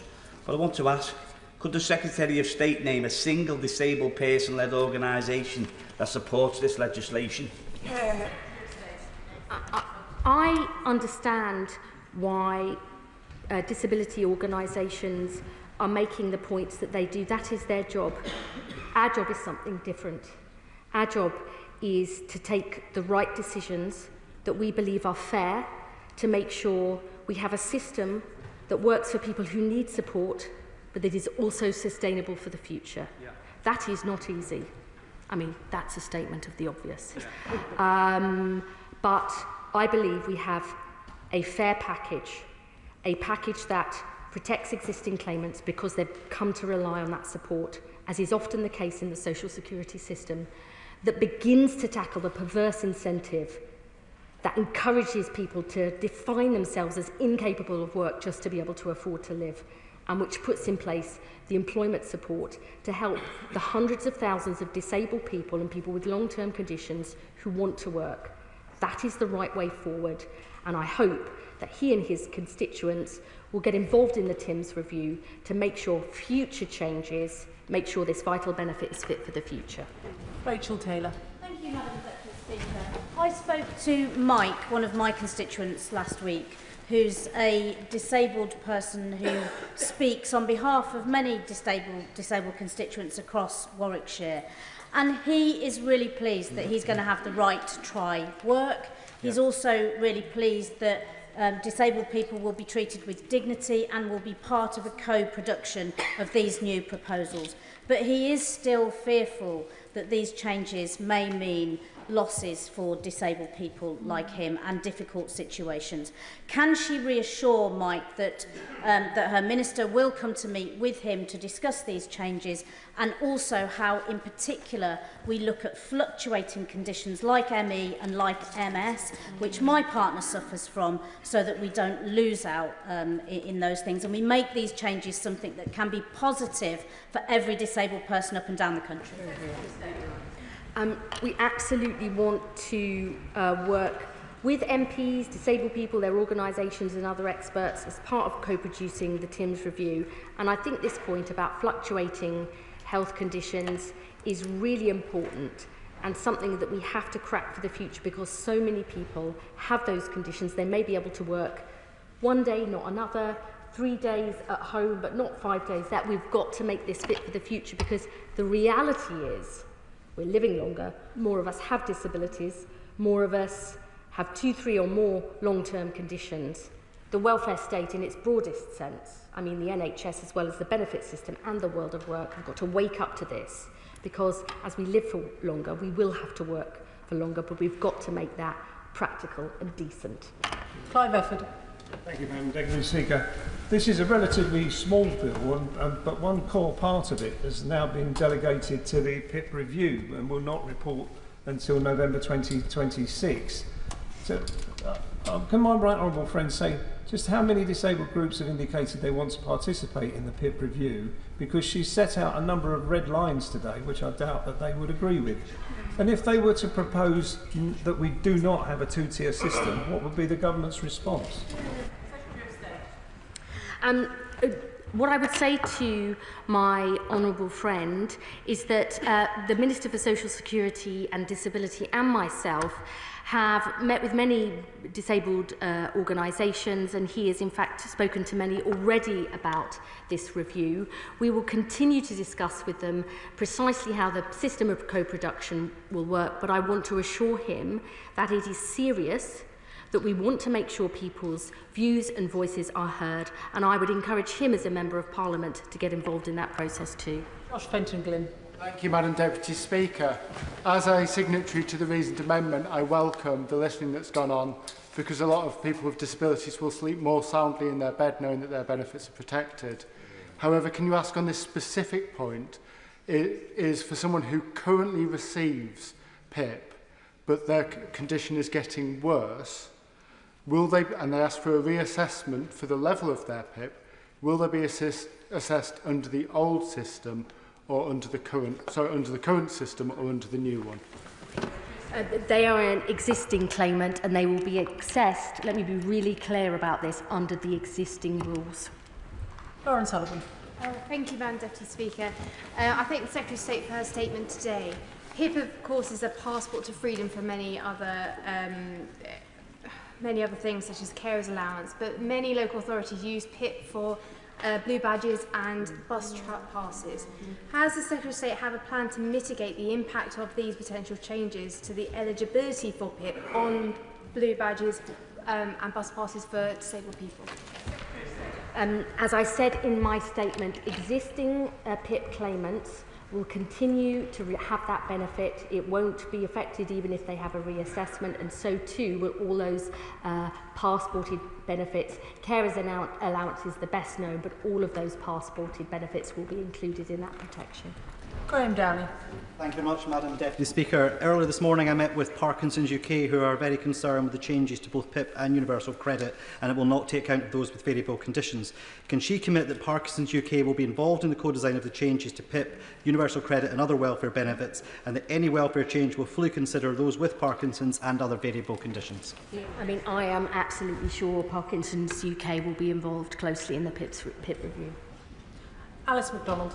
Thank you very much, Madam Deputy Speaker. 2 weeks ago I held an in-person consultation on the welfare reforms, and many of my constituents were deeply concerned about the proposal, so I do welcome the changes that the Secretary of State has announced in terms of existing claimants. I wanted to just ask about the employment support, and I welcome the additional support being brought forward. When will we get more detail of how that will be allocated to schemes across the country, and will the people most affected who need it also be involved in the co-production of those schemes so they work effectively? Yes, we already do have what we're calling a collaboration committee on the pathways to work funding to make sure it really meets the needs of sick and disabled people. And I would say, as I've said in this House before, you know, it really is about a pathway to work. For some people, just getting out of the house, well, getting out of bed is a huge achievement. Others going along to a group, beginning to speak to other people, getting their confidence back. So it really is a pathway to success. We will obviously be setting out precise allocations of the pathways to work funding in due course, but I want to reassure members this will be really available in every single part of the country. Tom Hayes. Madam Deputy Speaker, I grew up caring for 2 disabled parents. As a kid, I saw firsthand the harms that happen when the British state routinely lets down disabled people. It's why disabled civil rights activists have a phrase, nothing about us without us. And it's why I'm looking for genuine and meaningful co-production. On Friday, I brought together 7 Bournemouth support organisations and people with lived experience, and they wanted me to raise 2 issues. The first is continuing concern about eligibility criteria. The second is, will the mental health support that this government is rolling out be there in place in sufficient quantity to support potentially new claimants by November 2026? My honourable friend raises a really important point about mental health support, this government is absolutely determined that there is parity of esteem between physical and mental health. We have already recruited 6,700 of the 8,500 additional mental health workers we promised in our manifesto. We're putting in place new emergency mental health services. We're bringing new Young Futures hubs, which will include mental health support. But I know that my honourable friend, the Health Secretary, is determined to make sure that support is available in every part of the country. And I'm sure we'll be hearing more in the coming weeks and months. Chris MacDonald. Thank you, Madam Deputy Speaker. Can I thank the Secretary of State for acknowledging at the dispatch box the anxiety of disabled people. I'm also grateful for the time of the Disability Minister in listening to my concerns about the PIP assessment process, concerns that I now see reflected in the TIMS review. But I'm sure the Secretary of State will be disappointed to hear that on a consultation event in the North East recently, some of my constituents found that the venue was not fully disability compliant. Can she assure me that the participation in the TIMS review will ensure full accessibility? That's unacceptable, and I will sort it. Neil Duncan-Jordan. Thank you, Madam Deputy Speaker. And can I thank the Secretary of State for her statement. I wonder if she will reflect on whether the bill we have before us tomorrow is the best way of making welfare policy. And wouldn't it be better to withdraw the bill and wait for the TIMS review to complete its important work? Welfare touches on the lives of millions of people in this country every single day, and making changes is never easy, and perhaps particularly for a Labour government, because tackling poverty and inequality is in our DNA. But I believe we must begin to make these changes, to make sure those who can work get the support they need, to protect those who cannot, and to begin to slow the rate of increase in the number of extra people going on to sickness and disability benefits. Because I believe the route to equality and social justice can never come from extra benefit spending alone. It has to come from putting in place the good jobs, the decent health service, the skills, the transport infrastructure, the good world of work that we know is the key to bringing in a better life. Imran Hussain. Thank you, Madam Deputy Speaker, and it's clear that the central issues for many on this side of the House remain. Rushing through legislation without full and meaningful consultation with disability groups is the wrong way round. You don't build policy first and ask questions later. The government's arbitrary deadline is not a necessity, it's a political choice, and it's forcing through decisions that risk pushing hundreds of thousands of more disabled people into poverty. Therefore, I say to the Minister with absolute sincerity on behalf of many members, do the fair thing, more importantly, do the right thing, withdraw this bill and listen to disabled people. I believe we are doing the fair thing and the right thing. We are beginning to make reforms to put our welfare bill on a sustainable footing so it lasts for generations to come. We are beginning to put in place the employment support that sick and disabled people have been denied for too long. And we are making sure those with severe, lifelong conditions are never again reassessed, that there is a new right to try. Together, I believe this is a fair and balanced package, and above all, I believe it is the right one. Tom Rutland. Thank you, Madam Deputy Speaker, and can I welcome my right honourable friend's statement and the government's work to ensure that help is there for those who need it now and in the future. Many in this House will be worried that the progress on closing the disability employment gap stalled under the party opposite at 28 percentage points. So will the Minister confirm that this is one of the metrics the government is focused on through this strategy, and that this gap must and will close under this government? We are absolutely determined to achieve that. I do not believe it is acceptable that in this country the disability employment gap is 28% and is one of the widest in all of Europe. In France, Germany and Switzerland, I think it's around 22 to 23%.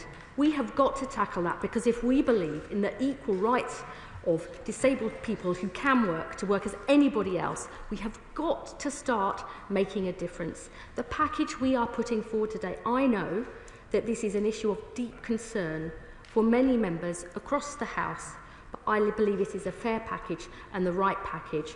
I will continue to listen to members in this House, but I would say we cannot wait to reform the welfare system. People need us to make changes and our country demands it. Jenny Riddle-Carpenter. Thank you, Madam Deputy Speaker. If my voice allows, can I thank the Secretary of State for listening to the concerns of backbenchers to make some real and meaningful improvements based on the concerns that we had raising privately. Can I also thank her for confirming explicitly a moment ago that my constituents who are reassessed post-November 2026 will be reassessed under the current system. Can I gently encourage her to go further to overhaul and radically rethink the role of job centres? Far too often they hold people back rather than break down the barriers to people progressing into work. Yes, and I really thank my honourable friend, and indeed our Minister for Employment is indeed overhauling our job centres so that they provide personalised, tailored support for people to get into work, not this sort of endless tick box process, that they are much more linked to the wider system in local areas, to the local NHS, to skills providers, and above all, to employers. I do not think it's acceptable that only one in 6 employers has ever used a job centre to recruit. That's why we're overhauling our strategy with single account managers for employers to fully involve and engage them, because we need their involvement if we're going to help more people get work and get on in work. Final question, Sarah Coombs. Thank you, Madam Deputy Speaker. My borough of Sandwell has one of the highest rates of young people not in education, employment or training in the entire country. This generation of young people has been let down by years and years of system failure by the party opposite. So as we go through this necessary piece of reform, but we must do it carefully, will the Secretary of State commit to working with the Department for Education and the Department for Business? Because in order to give these young people the jobs which will transform their life chances, they need the right qualifications as well as those jobs being available in order to do that. I absolutely agree with my honourable friend. Let's be honest, today's economy is brutal for people without skills. We're already setting out our plans to reform the system of apprenticeships. We want to see new foundation apprenticeships. We're bringing in new SWAP, sector-based work academies, 6-week programmes that give people guaranteed work experience and a guaranteed interview, which I think will make a real difference to young people. There's much more to do, that we need to do, but our commitment to a youth guarantee, so every young person is earning or learning, I think is the key to a better future for young people and for our country as a whole. Can I thank the Secretary of State for her statement this afternoon, and I'll allow a few moments for the front benches to swap over.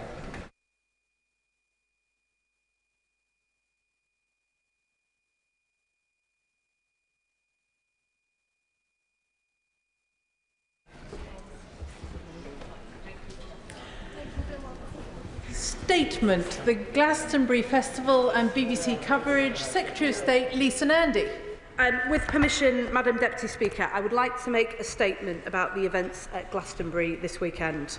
Members of Parliament will have seen, as I have, the appalling and unacceptable scenes at Glastonbury on Saturday, where chants of death to the IDF and river to the sea, amongst others, were broadcast to the nation. I've been in touch with my right honourable friend, the Home Secretary, as to whether there has been any criminal offence committed. The House will know that decisions relating to specific cases are an operational matter for the police. Avon and Somerset Police have confirmed that video evidence is being assessed by officers to determine whether any offences may have been committed. They have just announced in the last few minutes that this has now taken the form of a criminal investigation. So, as I hope members will appreciate, it therefore would not be appropriate for the government to comment on an ongoing investigation at this stage. But let me be clear that this government will not tolerate anti-Semitism.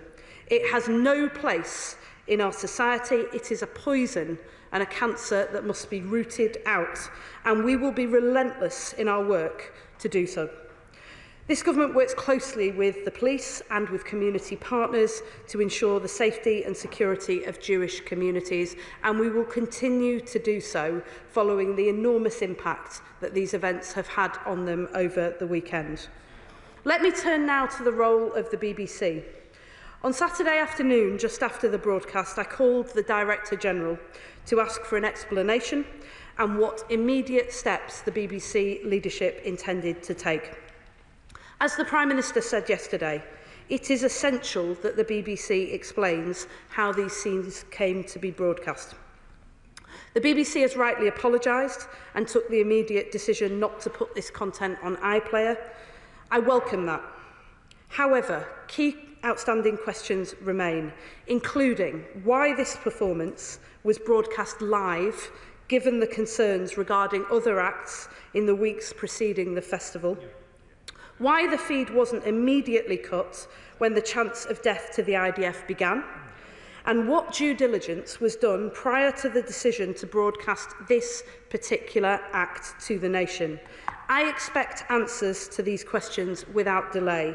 I have made that view clear to the BBC leadership, and I will, of course, update the House as soon as I can. Over the weekend and this morning, I have also had conversations with members of the Jewish community, including those who were present at Glastonbury. They have raised a number of concerns about imagery and slogans that were on display at the festival this weekend. And I am told that this led them to establish their own safe space at the festival. As a government, we take this incredibly seriously. We are urgently looking into the specifics of these alarming reports and reaching out to the festival organisers. Finally, I want to be clear about the government's role. As a government, we strongly support freedom of expression, and as Culture Secretary, I will robustly defend the independence of our broadcasters and the right to artistic expression.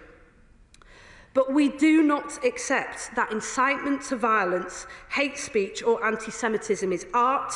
There is a clear difference between speaking out for Palestine, which is the right of everybody in this House and everybody in our country, and anti-Semitism, which is not and which will never be. When the rights and safety of people and communities are at risk, and when our national broadcaster fails to uphold its own standards, we will intervene. In the coming days, I will be having further conversations with the BBC and festival organisers to ensure that lessons are learnt and action is taken. And I commend this statement to the House. Shadow Secretary of State, Stuart Andrew. Thank you very much. I would like to thank the Secretary of State for her statement and for advance sight of it, and for her tone. Madam Deputy Speaker, I have always been a strong advocate for the BBC. It is a cornerstone of British public life with a proud history of cultural contribution. The events of this weekend, however, have made this incredibly difficult. During the coverage of the festival, the artist, as we've heard, real name Pascal Robinson Foster, led the crowd in a chant of death to the IDF, a moment which extraordinarily was transmitted by the BBC. Let me be clear, a national broadcaster funded by the licence payers must adhere to the highest standards of impartiality, responsibility and commitment to social cohesion. And I hope we can all agree that in this instance it has failed profoundly. Free speech and political activism are the sign of a healthy democracy, essential to it. But when you cross the line to incitement to violence, then there must be a consequence. However, broadcasting is not a passive act. Every second of broadcast transmitted is an active choice. Airing Robinson Foster's hateful rhetoric wasn't just a lapse in editorial judgment. It was a disgraceful affront to the Jewish community and a violation of the BBC's own public charter, and to entertain without undermining the fundamental values of our society. As the Secretary of State said, let us be clear that hateful rhetoric should never be cloaked as artistic expression. But it also raises fundamental questions about the BBC's institutional culture. This is a broadcaster that has time and again given airtime to representatives and supporters of Hamas, while refusing to clearly identify the group as what it is, a terrorist organisation. It has repeatedly failed to call out anti-Semitic rhetoric when it emerges under the guise of political commentary, and has faced serious allegations of minimising attacks on Jewish communities. The BBC's decision to also broadcast material from NECAP, a group whose members have openly called for members of Parliament to be killed, is as indefensible as it is shocking. We have already seen the devastating consequences of political violence in this country, with the loss and the tragic murder of Joe Cox and Sir David Amess. For the BBC to amplify voices advocating similar violence is grossly irresponsible. Even more troubling is that a leading member of the group is currently facing a terrorism charge. That fact alone should have prompted an immediate editorial intervention. Instead, the BBC gave this group a platform on a publicly funded service. I welcome the fact that the Secretary of State has spoken to the Director General, and I'm grateful to her for coming to the House to report on that exchange. However, I would like to press her further to ensure the gravity of this matter is fully recognised. Is she satisfied with the BBC's explanation that they originally decided that streaming the performance was in line with their editorial guidelines, and have now decided they will look at their guidance around live events so they can be sure teams are clear on when it is acceptable to keep output on air? Does she think the BBC's editorial guidelines were not clear enough, or does she think that the BBC misinterpreted them in the first place? And does she think that this sort of weak response will be of cold comfort to the Jewish community? I welcome the fact that she has spoken to the Home Secretary, and I wonder if she could also assess whether the BBC's actions constituted a breach of Section 22 of the Public Order Act. And does she believe the BBC's current editorial oversight mechanisms are adequate, specifically across the commercial broadcasting arms like BBC Studios? And does she think it is still right that the BBC gets to mark its own homework in the first instance before Ofcom get involved, and that an independent inquiry is what is needed? And in light of the repeated failings, will the government commit to a full review of the BBC's impartiality and governance standards as part of the Royal Charter renewal? And can she provide an update to the House on why the Charter renewal framework and Green Paper have not yet been published? Finally, can I thank her for her work so far? She will have the support of this side of the House, and I welcome her commitment to come back to the House to update us. Thank you. I'm grateful to him, and I think all of those involved in the events of this weekend will hear the very strong feelings across all sides of this House, so I'm grateful to him for that. And I share his view about the importance of the BBC. I would say that those of us who do believe in the importance of our national broadcaster are probably more angry than anybody about what has happened over the last few days. It's precisely because we understand the importance of the BBC that we know that the BBC has to do better. He's asked whether I'm satisfied with the explanation that I've had so far. I'm not. I've been very clear with the BBC leadership about that, and clear that I expect to get a full explanation immediately without delay. He asked about the possibility of an independent inquiry. I would say to all members of this House that I'm not sure that you need an inquiry to establish that it should have been foreseeable that there would be problems with broadcasts this weekend, that the decision to broadcast live without any delay should have been reviewed, and that a live feed should have been pulled immediately when the chance death to the IDF began. So what I want to see from the BBC, and I know he shares this, is rapid action to make sure this cannot happen again. I've promised to update the House on these developments, but I should say too that I am still expecting a response from the BBC about an earlier decision to broadcast a documentary about Gaza, which it was then discovered fell short of the BBC's own editorial standards as well. So I expect a response quickly and swiftly, and I expect action as well. And finally, can I just thank him for mentioning the Jewish community, because having spoken to friends and colleagues across the Jewish community over the weekend, I cannot describe how much this has impacted on them. particularly those members of the Jewish community who were at Glastonbury. I was extremely distressed to hear that there were organisations whose logo was emblazoned very visibly on T-shirts and banners who are about to be prescribed by the government. I was concerned to hear reports that there were images associated with Hamas and others, and Nazi imagery as well.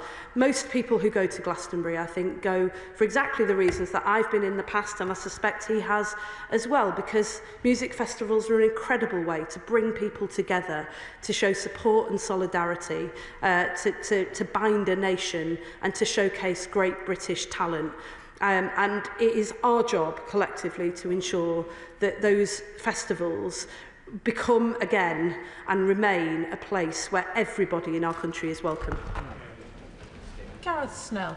Thank you very much, Madam Deputy Speaker. As well as the despicable chants, the monologue that preceded them by the artist in question clearly drew on the influence of Jewish power in music, an age-old anti-Semitic trait. So could the Secretary of State say a bit more about what conversations she's going to have with the BBC on not just what they broadcast, but what was allowed to happen at Glastonbury? And will she also agree that those age-old anti-Semitic tropes, whether they're in Parliament, on stage or in public life, should be a red line for all of us?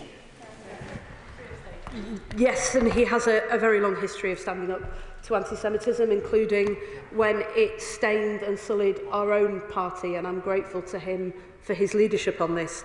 I think those questions about what happens at Glastonbury are not for the BBC. There are serious questions for the BBC about what they broadcast and the decisions that they took. But I think there are wider questions about the sort of things that we want to see in our country. And I've been very clear as the Secretary of State that it is not for the government to try to determine what can be seen and what can be heard. But I do have a view about this as an individual. I don't want to see that sort of thing. I don't want to hear it, and I take great exception to it. And I think the Prime Minister was very clear on that point as well.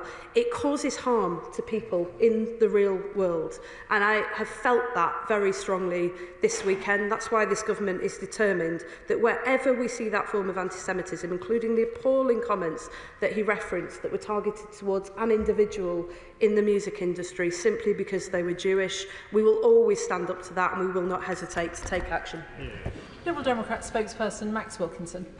Thank you, Madam Deputy Speaker, and we welcome the statement made by the Secretary of State. Sadly, Madam Deputy Speaker, rather than devoting our attention today to how this House can push for a just and sustainable resolution to the horrors of the conflict in the Middle East, we are talking about something else. On this occasion, and there have been past occasions too, this is deeply inappropriate language used by a shock-jock, attention-seeking musician and a public service broadcaster's apparent failure to fulfil its responsibility to uphold its own editorial standards. Bob Vylan's chants at Glastonbury this weekend were absolutely appalling. We can never accept hate-filled chants of death to anyone in our society at a music festival or anywhere else, and whatever the subject. It's right that there has been widespread condemnation, including from the organisers of Glastonbury Festival, and I associate myself and my party with those words. Of course, the UK must push much harder for a ceasefire. Of course, we must put pressure on Netanyahu's government to roll back their military campaign and build a sustainable two-state solution. And of course, Liberal Democrats believe that cultural events must be a place for debate. But there can simply be no place for hate speech, anti-Semitism and incitements to violence at Glastonbury or anywhere else. It seems that an editorial failing took place in the BBC's coverage. The decision to proceed with broadcasting this act is particularly hard to understand, given the BBC's correct decision to take a more cautious but ultimately fruitless approach to the broadcasting of kneecap. A cursory look through the social media of Bob Vylan raises the question, how exactly was this not foreseen? And of course we know that kneecap is a group that in the past has called for death of the members of this House. The failure to effectively use delayed coverage and to remove the coverage in a timely manner is baffling. So can the Minister tell us whether, when asking the BBC about this issue, the subject of charter renewal was raised? And can she give us concrete reassurance that change will happen and we never have to put up with this kind of dreadful anti-Semitism appearing on our screens again? Thank you, and can I thank him for his comments and for the tone in which he gave them. I think it's the responsibility of all of us, always, to stand up to anti-Semitism. I think it is sadly a battle that is never won. The lesson of history is that it falls to every generation to fight it and to fight it again. And certainly from our side of the House, I can promise that this government will always do that. But in relation to the specific question about the BBC and the subject of charter renewal, with apologies to my honourable friend for not addressing that earlier as part of his question, I haven't discussed charter renewal in the context of NECAP and the other acts that were broadcast from Glastonbury this weekend. We have, of course, discussed charter renewal, and and it is absolutely right to say that editorial standards must be part of that discussion. When we release the terms of reference, which we're due to do shortly, that you will see a very clear, that everyone in this House will see a very clear commitment to that as part of the ongoing conversation that we will have about charter renewal. And can I finally say to him that I really welcome what he said about the death to anyone, and chance of death to anyone is not welcome in our society. But there was something particularly pernicious about chanting death to the IDF. Many colleagues will know that in Israel there is a conscription model. Every young person is required to serve in the IDF, which means that chanting death to the IDF is equivalent to calling for the death of every single Israeli Jew. That is why one of the many reasons why we take this so seriously, and why it cannot be argued that this did not cross a very dangerous line. Deputy Speaker, I thank my honourable friend for her statement, and I share her concern that whilst freedom of expression must be protected, this incident raises serious concerns about the editorial standards and judgments exercised. And as a long-standing supporter of the BBC, I'm so deeply disappointed in it. So can I ask the Secretary of State what conversations she's having with the editorial team to ensure that a serious incident like this can never happen again? Can I thank her for that, as well as speaking to the Director General of the BBC. On Saturday, a number of my officials have been in touch with the BBC's senior leadership team. We have put to them a series of specific questions which we expect immediate answers on, and we will continue to press very hard to make sure that they are forthcoming. I will, of course, update the House at the earliest opportunity, and I expect to be speaking to the Chairman of the BBC in coming days. Chair of the Select Committee, Dame Caroline Dinage. Thank you very much, Madam Deputy Speaker. I refer you to my register of members' interests. Can I first of all thank the Secretary of State for that very strong statement, a very welcome statement on her behalf. The BBC editorial guidelines are actually on live streaming are actually quite clear. They say the level of monitoring should be appropriate for the likely content. A producer should normally be in a position to cut the feed from a live stream should it be necessary. So I wonder if the Secretary of State could say what explanation the BBC has given for why this live stream wasn't cut. Now, it can't be for lack of staff on the ground. They took a reported 400 people to Glastonbury at the weekend. What were they all doing? Absolutely. But for such a vast operation with simultaneous live shows all going out across various different parts of the site, I wonder if she's had the opportunity to ask the BBC, who has the final say on what bands are deemed suitable for live broadcast and why on earth they chose this one? And who makes the final decision when it becomes necessary to cut a live stream? She asks typically a series of very important and relevant questions, some of which I have put to the BBC directly, but I will make sure that I ask all of those questions of them with a response expected as soon as possible. I think she's right to raise the question of what the number of staff who were present at the Glastonbury Festival or working on the broadcast were doing. But I do think this also raises very, very serious questions at the highest levels of the BBC about the operational oversight and the way in which editorial standards are understood and reflected in the decisions that are made by individual staff. This is a conversation that I've already had with the BBC board in relation to a previous documentary into Gaza, but it is a conversation that I will expect to be having with the board in the coming weeks as well. refer to my register of interests as the chair of the BBC APPG and a former employee of the Prospect and Vector unions, which represent BBC staff. I welcome my right honourable friend's statement and indeed the BBC's own statement today, which makes clear that the performers' anti-Semitic sentiments were utterly unacceptable and have no place on our airwaves, and that the BBC will examine its guidance on live events to ensure teams are clear on when it is acceptable to keep output on air. Does the Secretary of State agree with me that it is possible to express concern about the appalling suffering in Gaza without using language that risks fueling hatred and division or inciting violence? I think he makes an incredibly important point. As somebody who's been associated with the Palestinian cause for nearly 2 decades now and has consistently spoken out about the treatment by the Israeli government, not just of people in Gaza, but in the West Bank as well, it is entirely possible to stand up for the Palestinians and never ever stray into anti-Semitism. And there are many members of this House who've managed to do precisely that over many, many years. Nobody is objecting to the comments that were made that said free Palestine. What everybody is objecting to is the comments that were made that were clearly anti-Semitic, incited hatred, and caused real-world harm to people living in our country in the Jewish community. So I couldn't agree more with him and support him on that. And for those who say this is a freedom of speech issue, this is nothing of the kind. This is about standing up against hatred, discrimination, racism in all its forms, but particularly anti-Semitism, where we have seen an enormous rise in our country in recent years, and where every single one of us needs to be vigilant to make sure that it is never allowed to spread. Jim Allister. Mr. Speaker, what we saw was an appalling pro-terrorist broadcast on our national broadcaster.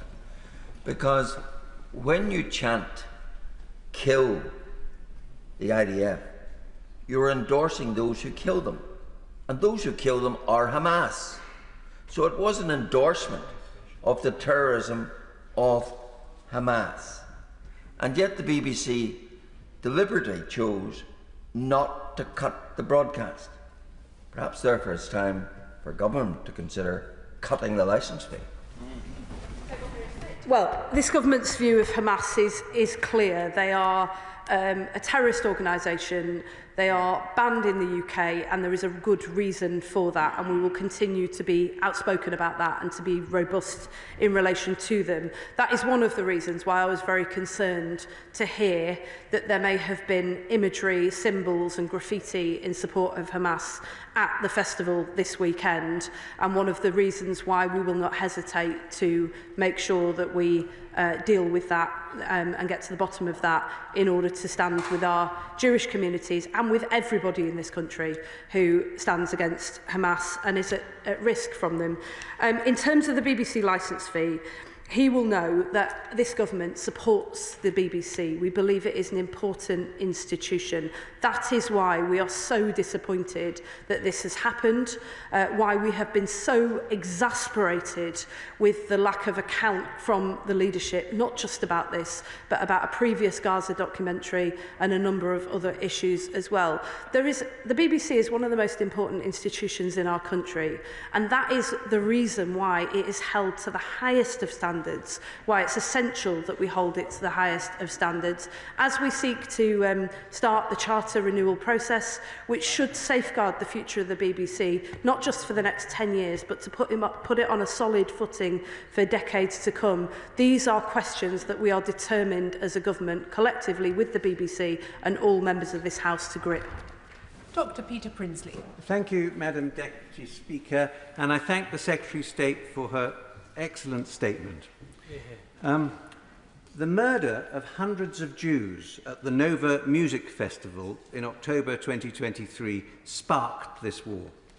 The irony of broadcast anti-Semitism at Glastonbury here in the UK is not lost on any of us. So how are Jews, such as myself, in this country to be reassured about the editorial processes at the BBC, and who on earth will be held accountable for this error? He makes an extremely important point about accountability, and that is something that is not lost on me as the Secretary of State, and something that I've impressed upon the BBC leadership as well. When you have one editorial failure, it's something that must be gripped. When you have several, it becomes a problem of leadership, and so I very much take his point about that. On the point that he raises, though, about the parallels between, not the parallels, sorry, but the strength of feeling that people have about this, given that it was happening, this was a music festival, and it was at a music festival on the 7th of October where so many young people lost their lives, others kidnapped to never return to their families, and some still being held hostage. At that moment, this would have been the perfect place to express support, love and solidarity with those who are still suffering. And I know that there were those at the festival who were doing precisely that, but they were hindered in that by some of the appalling scenes that we've seen. And that's why we are determined to grip this and to make sure that music festivals are a safe and inclusive space for everybody. As a government, we're also reaching out to other music festivals and to Glastonbury to see what more we can do to express solidarity with those who are still suffering as a consequence of the appalling events that happened on the 7th of October, and to see what we as a government can do to support those efforts. On Glenn. Thank you, Madam Deputy Speaker. Can I thank Secretary of State for what she said? I agree with virtually everything she has said.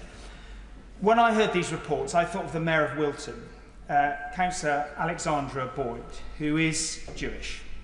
And I thought about what it would have felt like for her to have watched this with her family. Can I say to the Secretary of State, I think we all in this place understand the fine editorial judgments that the BBC and their staff have to make. But this is of a completely different order. And when people are losing faith in the great institutions of this country, could I urge the Secretary of State in her follow-up conversations that she actually, the BBC actually identify accountability to individuals? My honourable friend has set out very clearly the guidance that exists. Somebody didn't follow that guidance, and I think the country expects people to be held individually to account for why they failed to do their job properly. I think people do expect people to be held to account for the way that they do their jobs, be that on the front line or at senior levels. It's a point that I've made to the BBC. They will have heard what he said and what my honourable friend said as well about accountability, and it's a point that I will continue to press. Dr. Caroline Johnson. Thank you, Madam Deputy Speaker. The Secretary of State has spoken about the responsibility at the BBC and of those who said these dreadful words.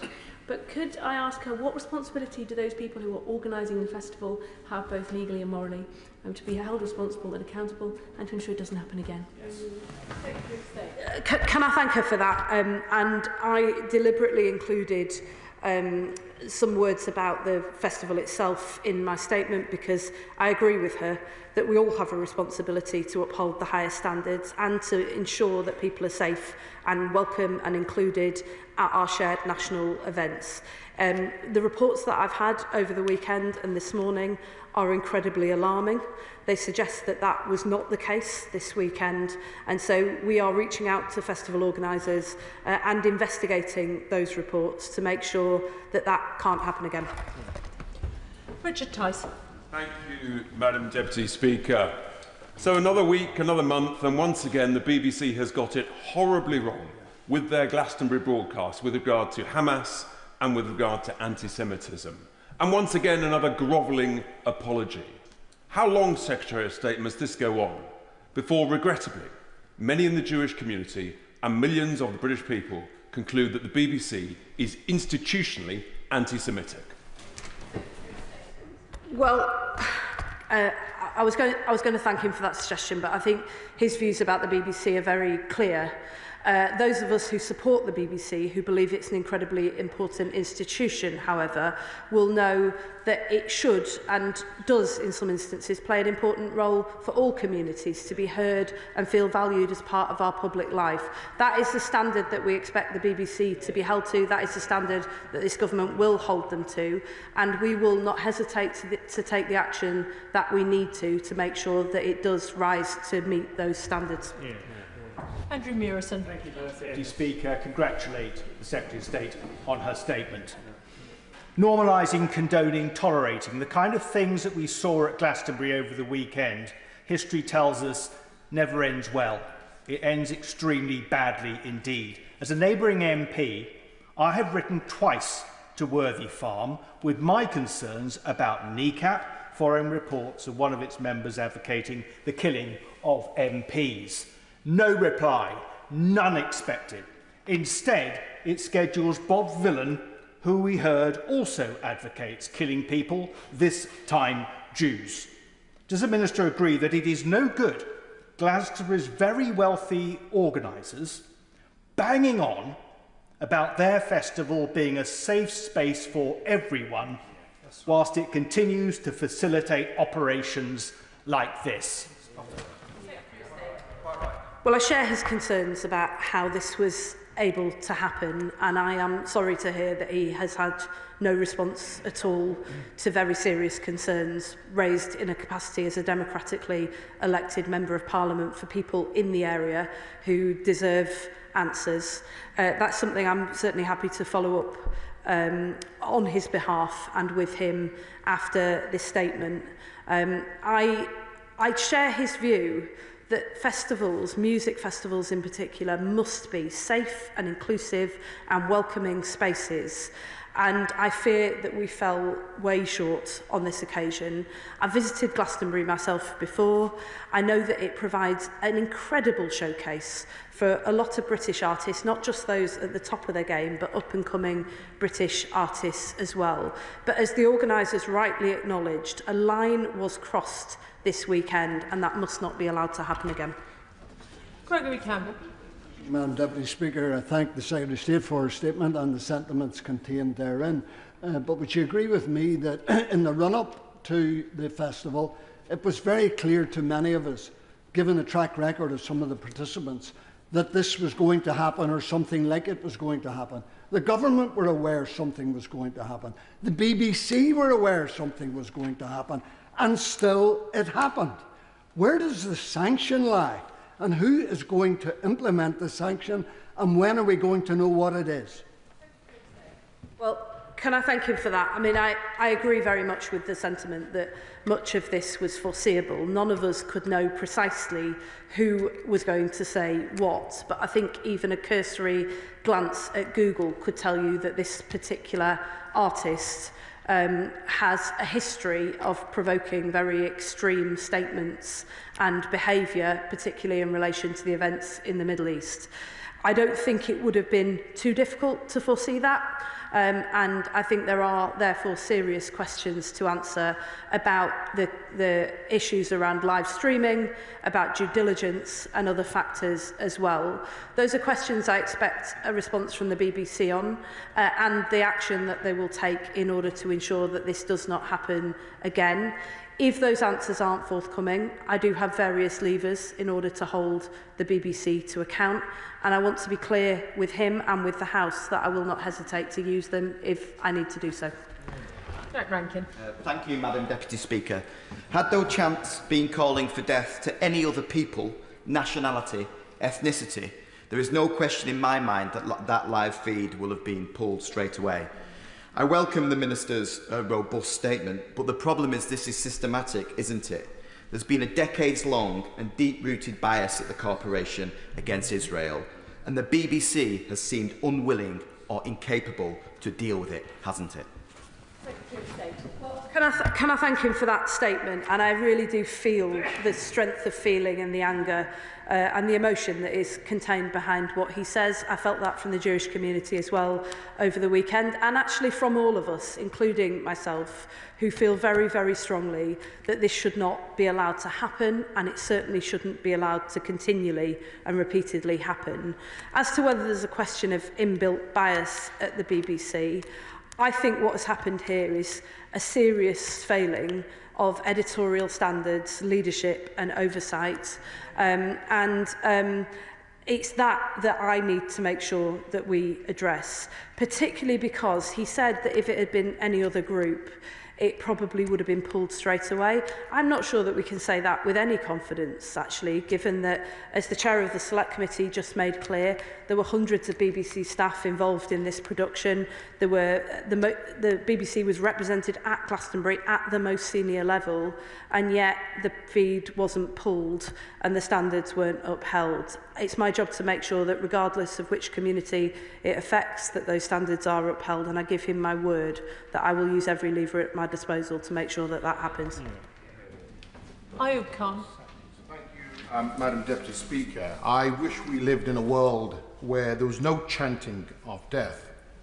Any form of racism is vile, be that Islamophobic, anti-Semitism or any other kind. The Secretary of State will probably recall only last year in November the Israeli football fans, which were chanting death to all Arabs, and more sickening perhaps, there are no schools in Gaza because there are no children.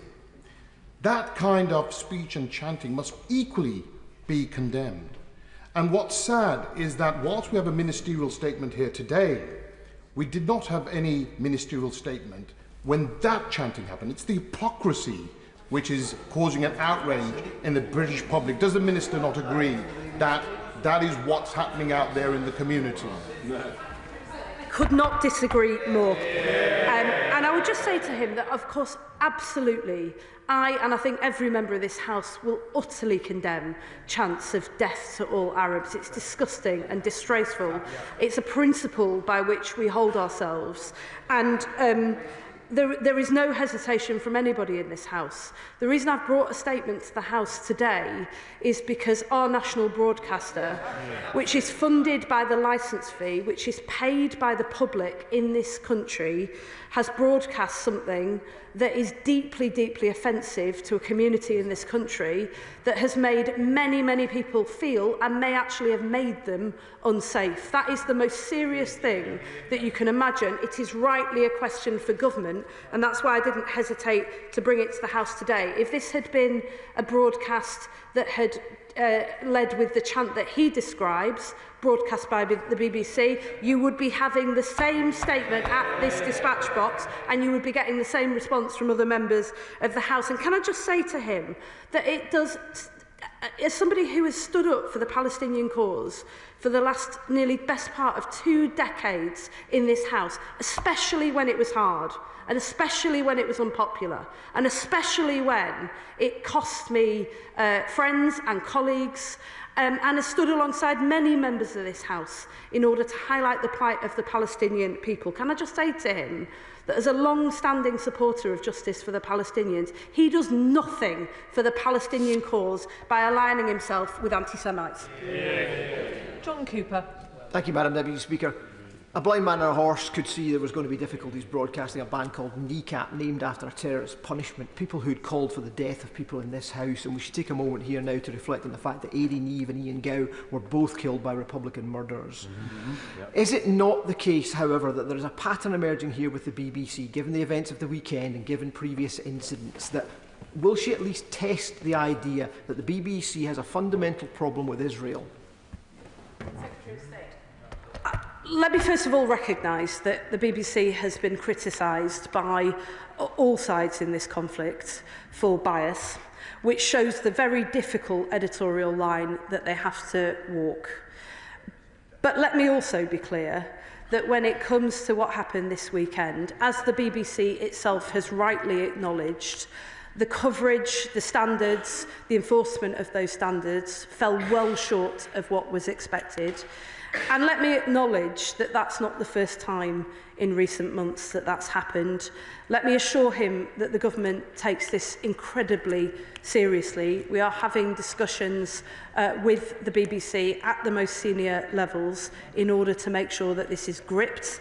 And as I said previously to other colleagues in the House, I do have levers at my disposal and I will not hesitate to use them should I need to. Sammy Wilson. Thank you, Madam Deputy Speaker.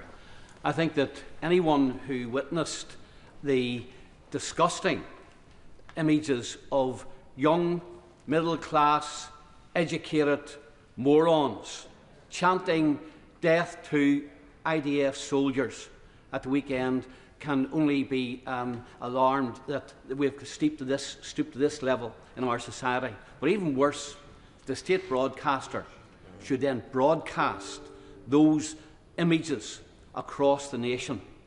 And I welcome what the Minister has said today and the way in which she has said it. But if we look at what she has spoken about, she has called the Director, she has asked for immediate explanations, and she's expecting answers. But given that the BBC has already ignored calls from this House to explain its bias, does she really expect that she's going to get any satisfactory answers from an institution which is anti-Semitic, I believe, at its very core? And does she have any confidence in any police investigation, given that the police have already decided not to prosecute the member of NECAP who called for the killing of Tory MPs? Well, the police have just announced in the last few minutes before we came into the chamber for this statement that there is now an ongoing criminal investigation. I think it's important that we allow the police to do their work. I, of course, wouldn't hesitate to call the Director General of the BBC and ask for an explanation. I do expect that explanation to be forthcoming. I expect it to be satisfactory, by which I do not mean that I expect excuses about what has or has not been done in this instance. What I expect is a full and honest explanation of what has clearly gone wrong on this occasion, and a full explanation of what will be done, not through another review, not with months and months of delay, not by spending public money on trying to get to the bottom of what has gone wrong, but what will be done immediately to make sure that this cannot happen again. Yeah. Point of order, Ayub Khan. Thank you, Madam Deputy Speaker. The Secretary of State, in answering my question, said towards the end that I did no favours to the Palestinian cause by aligning myself to anti-Semites. Now, at no stage have I said in my question or statement that I was aligning myself to anyone at that Glastonbury event. So will the Secretary of State clarify what she meant? And if she didn't mean that, then I apologise, but I'd like some clarity on that. Can I thank the honourable gentleman for his point of order, which in fact was not a point of order, and I do not intend to allow the debate to continue via points of order. I'll allow a few moments for the front benches to swap over.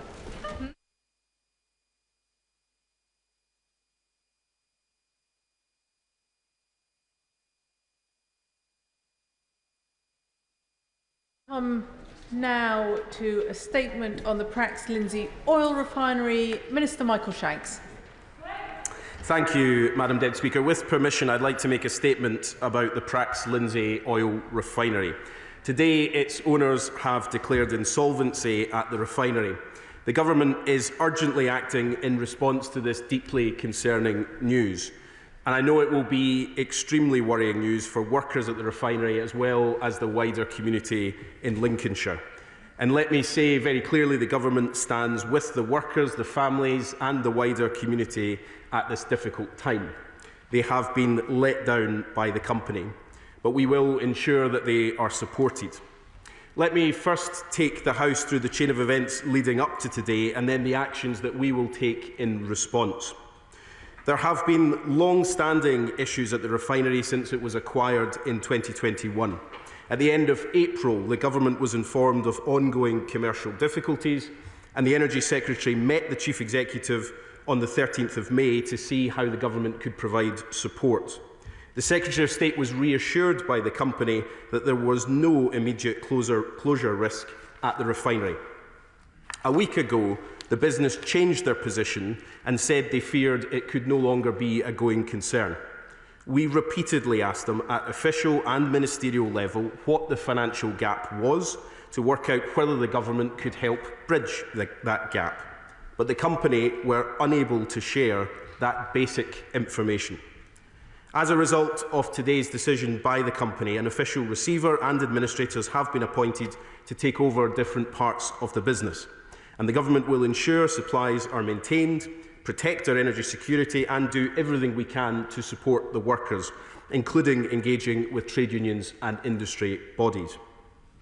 Let me update the House on the government's response.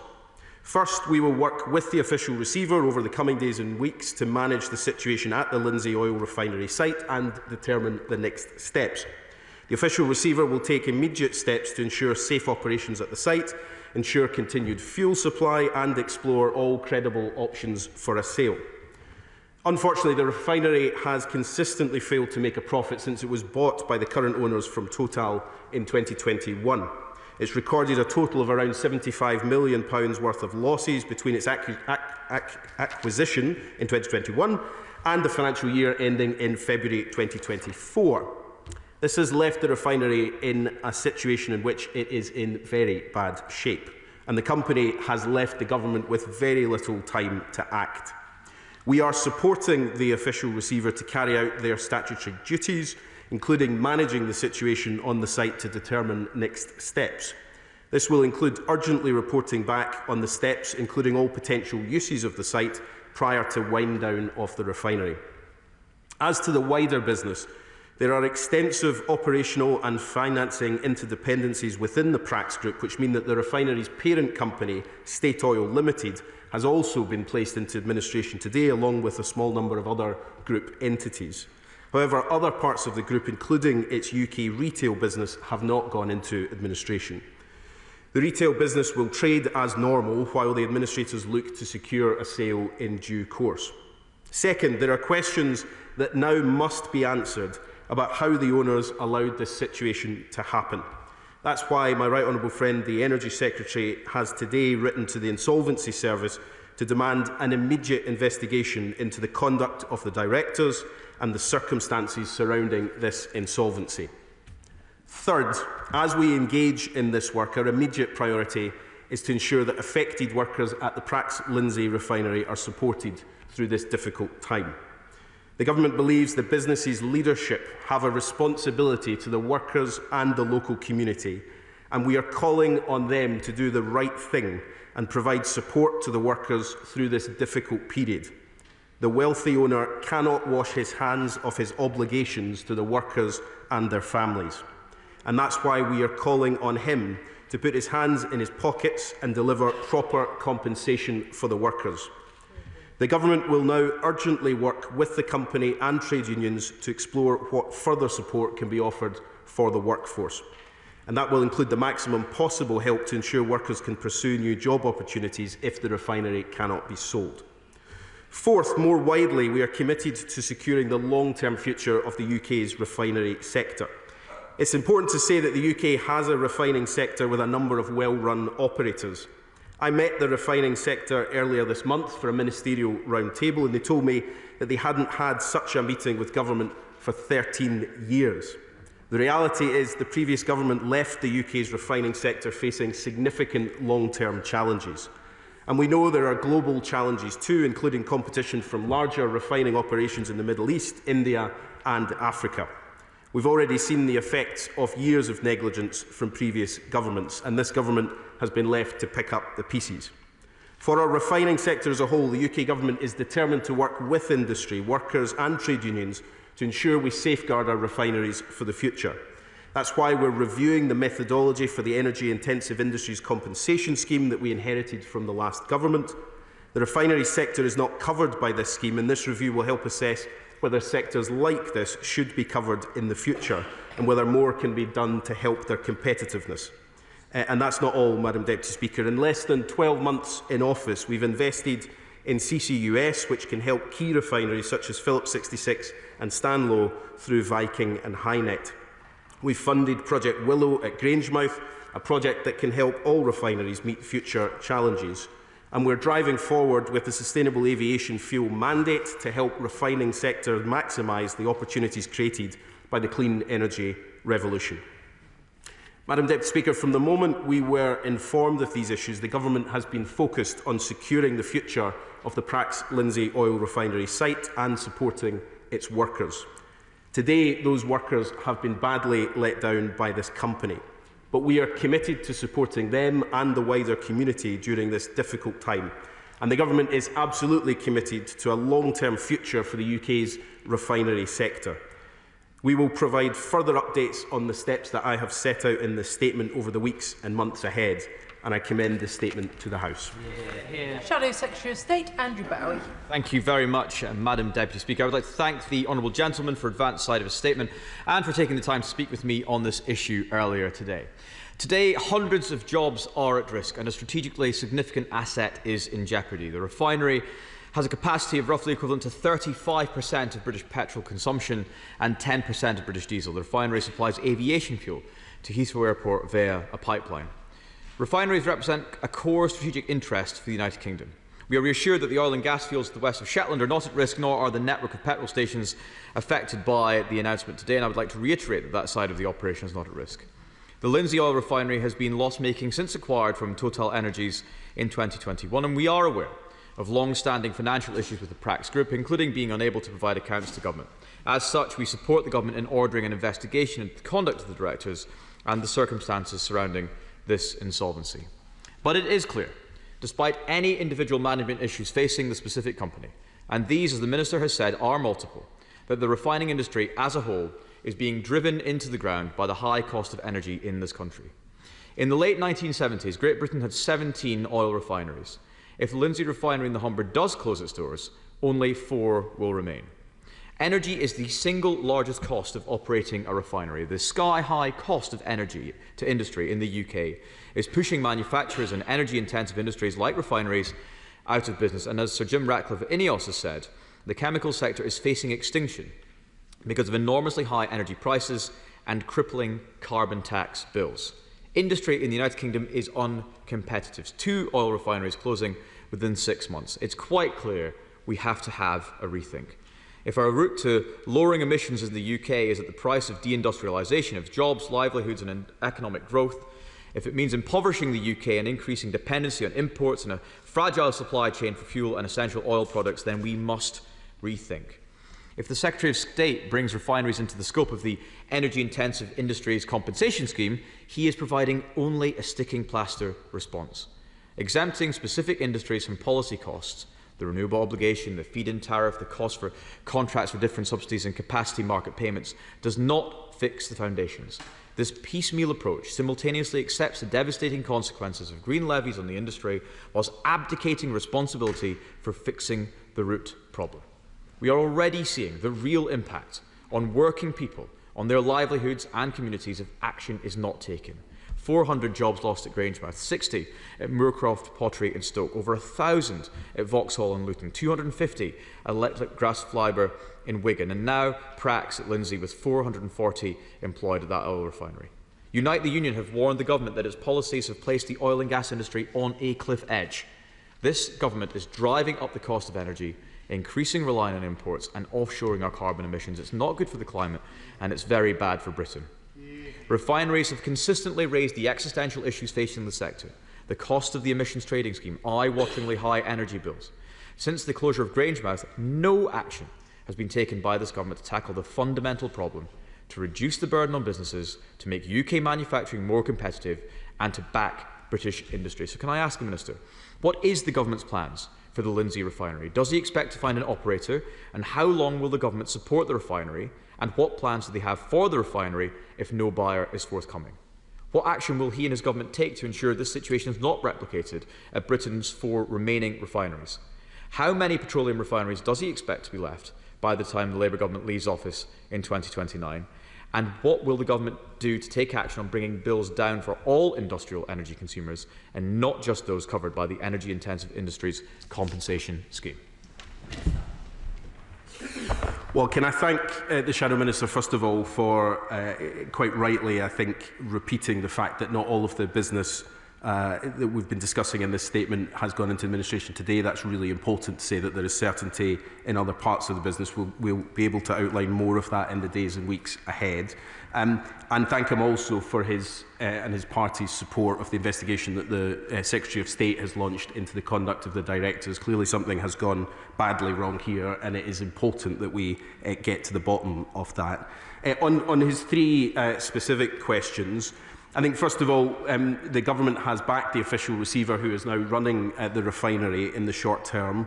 We will be using that time to see if there is the possibility of finding a buyer. Clearly, our very first option would be to see if someone would want to take on the refinery as a going concern, and we will put every effort into trying to find that. If that's not possible, then we'll be looking at what the wider future of the site could look like and what possibilities there are for other industries on that site. On the wider question, he says fixing the root of the problem. I have to gently say to him, though, that he and his party oppose the action that will fix the root of the problem, which is our continued exposure to volatile fossil fuel prices that has driven up the cost of electricity, and households and businesses right across the country, he rightly says, are paying the price of that. But while we've got an answer to that, to move much faster towards a clean power system, with renewables and nuclear in the system that brings down cost and delivers that power here in the UK rather than relying on that casino for volatile fossil fuels, he opposes it. And the reality here is that he can't, on the one hand, call for us to fix the root of the problem, as he puts it, and then oppose the very action that will do that. We've outlined the credible plan for how we'll deliver cheaper electricity for all consumers, including businesses across the country, and we're getting on with delivering it. They're opposing all of those initiatives. Chair of the Select Committee, Bill Esterson. Thank you, Madam Deputy Speaker. My honourable friend, the Minister, recognised the importance for our energy security of securing the fuel supply at Lindsay. He also recognised the importance of engaging with the trade unions to attempt at least to reassure the workforce. Can I thank him and congratulate him on those actions and indeed on the engagement since the election that the government has had with this sector. Refinery operations are increasingly challenging, not least because of the volatility and uncertainty in international fossil fuel markets that the Minister just mentioned, but also because of the competition across the world. Phillips 66 and Stanlow, which he mentioned in his statement, are adapting to the changes in our energy system, taking advantage of carbon capture and the production of SAF and biofuels. So will he ensure that the UK refinery sector is part of the energy transition and a key part of our energy and industrial strategies, so they play a key part in the future for the communities and workers that depend on those jobs at the moment, and that we don't see any kind of cliff edge? Yeah, well, I thank my honourable friend for his question. First of all, he's right to restate what I said in the statement, that it is extraordinary, frankly, when I brought in the refinery industry for a round table to be told that it was the first time in 13 years that had happened. That is an extraordinary state of affairs. I'm glad that we have now done that. But what it has highlighted is just how much engagement is now necessary with that sector, and I'm determined to drive that forward. He's right about the nature of the transition. Refineries will be important at all stages of the transition. They are critically important now, clearly, in delivering on our fuel security. They will play a really important role in that in the future, in sustainable aviation fuel, in biofuels, and in the wider work that we need that sector to do.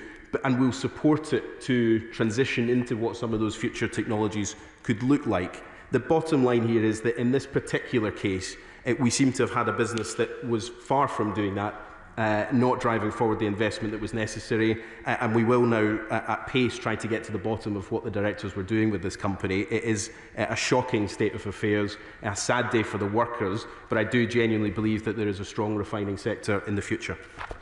Liberal Democrat spokesperson Pippa Heylings. Thank you, Madam Deputy Speaker. And I would also like to thank the Minister for advance notice of their statement today. And our thoughts, as with many, are with those workers at the Lindsay Oil Refinery who've heard this last-minute shocking news today, with putting their future and jobs on hold.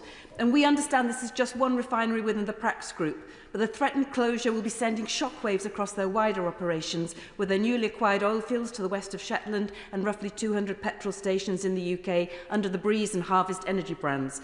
While these facilities are outside the insolvency process as things stand, workers in these upstream businesses and the wider community will understandably be very worried about the impact of the insolvency on their jobs in future. And there are indeed questions to be asked, Madam Deputy Speaker, of the company bosses in both State Oil and the Prax Group, and it's good to hear the Secretary of State's announcement of an investigation into how they have let workers down. And we also do welcome the Minister's words that the company should also bear some responsibility and accountability for jobs and skills for those workers if it turns out that the company closes. We also welcome the Government's proposals to consider adding refineries to the National Capacity Compensation Scheme for energy-intensive industries. Once again, as we've heard, we see UK industry buckling under soaring energy costs, some of the highest in Europe, with workers left to pay the price. However, many in this House will feel a troubling sense of déjà vu following on from the Grangemouth job losses. We've heard from the Minister about the state of the refining industries and the fact that you've seen them for the first time in 13 years. Situations such as this make it yet clearer that the Government must set out a comprehensive and strategic plan for workers in the oil and gas industry to support the redeployment of skills and training as part of a just transition. The recent report by Robert Gordon University warned that the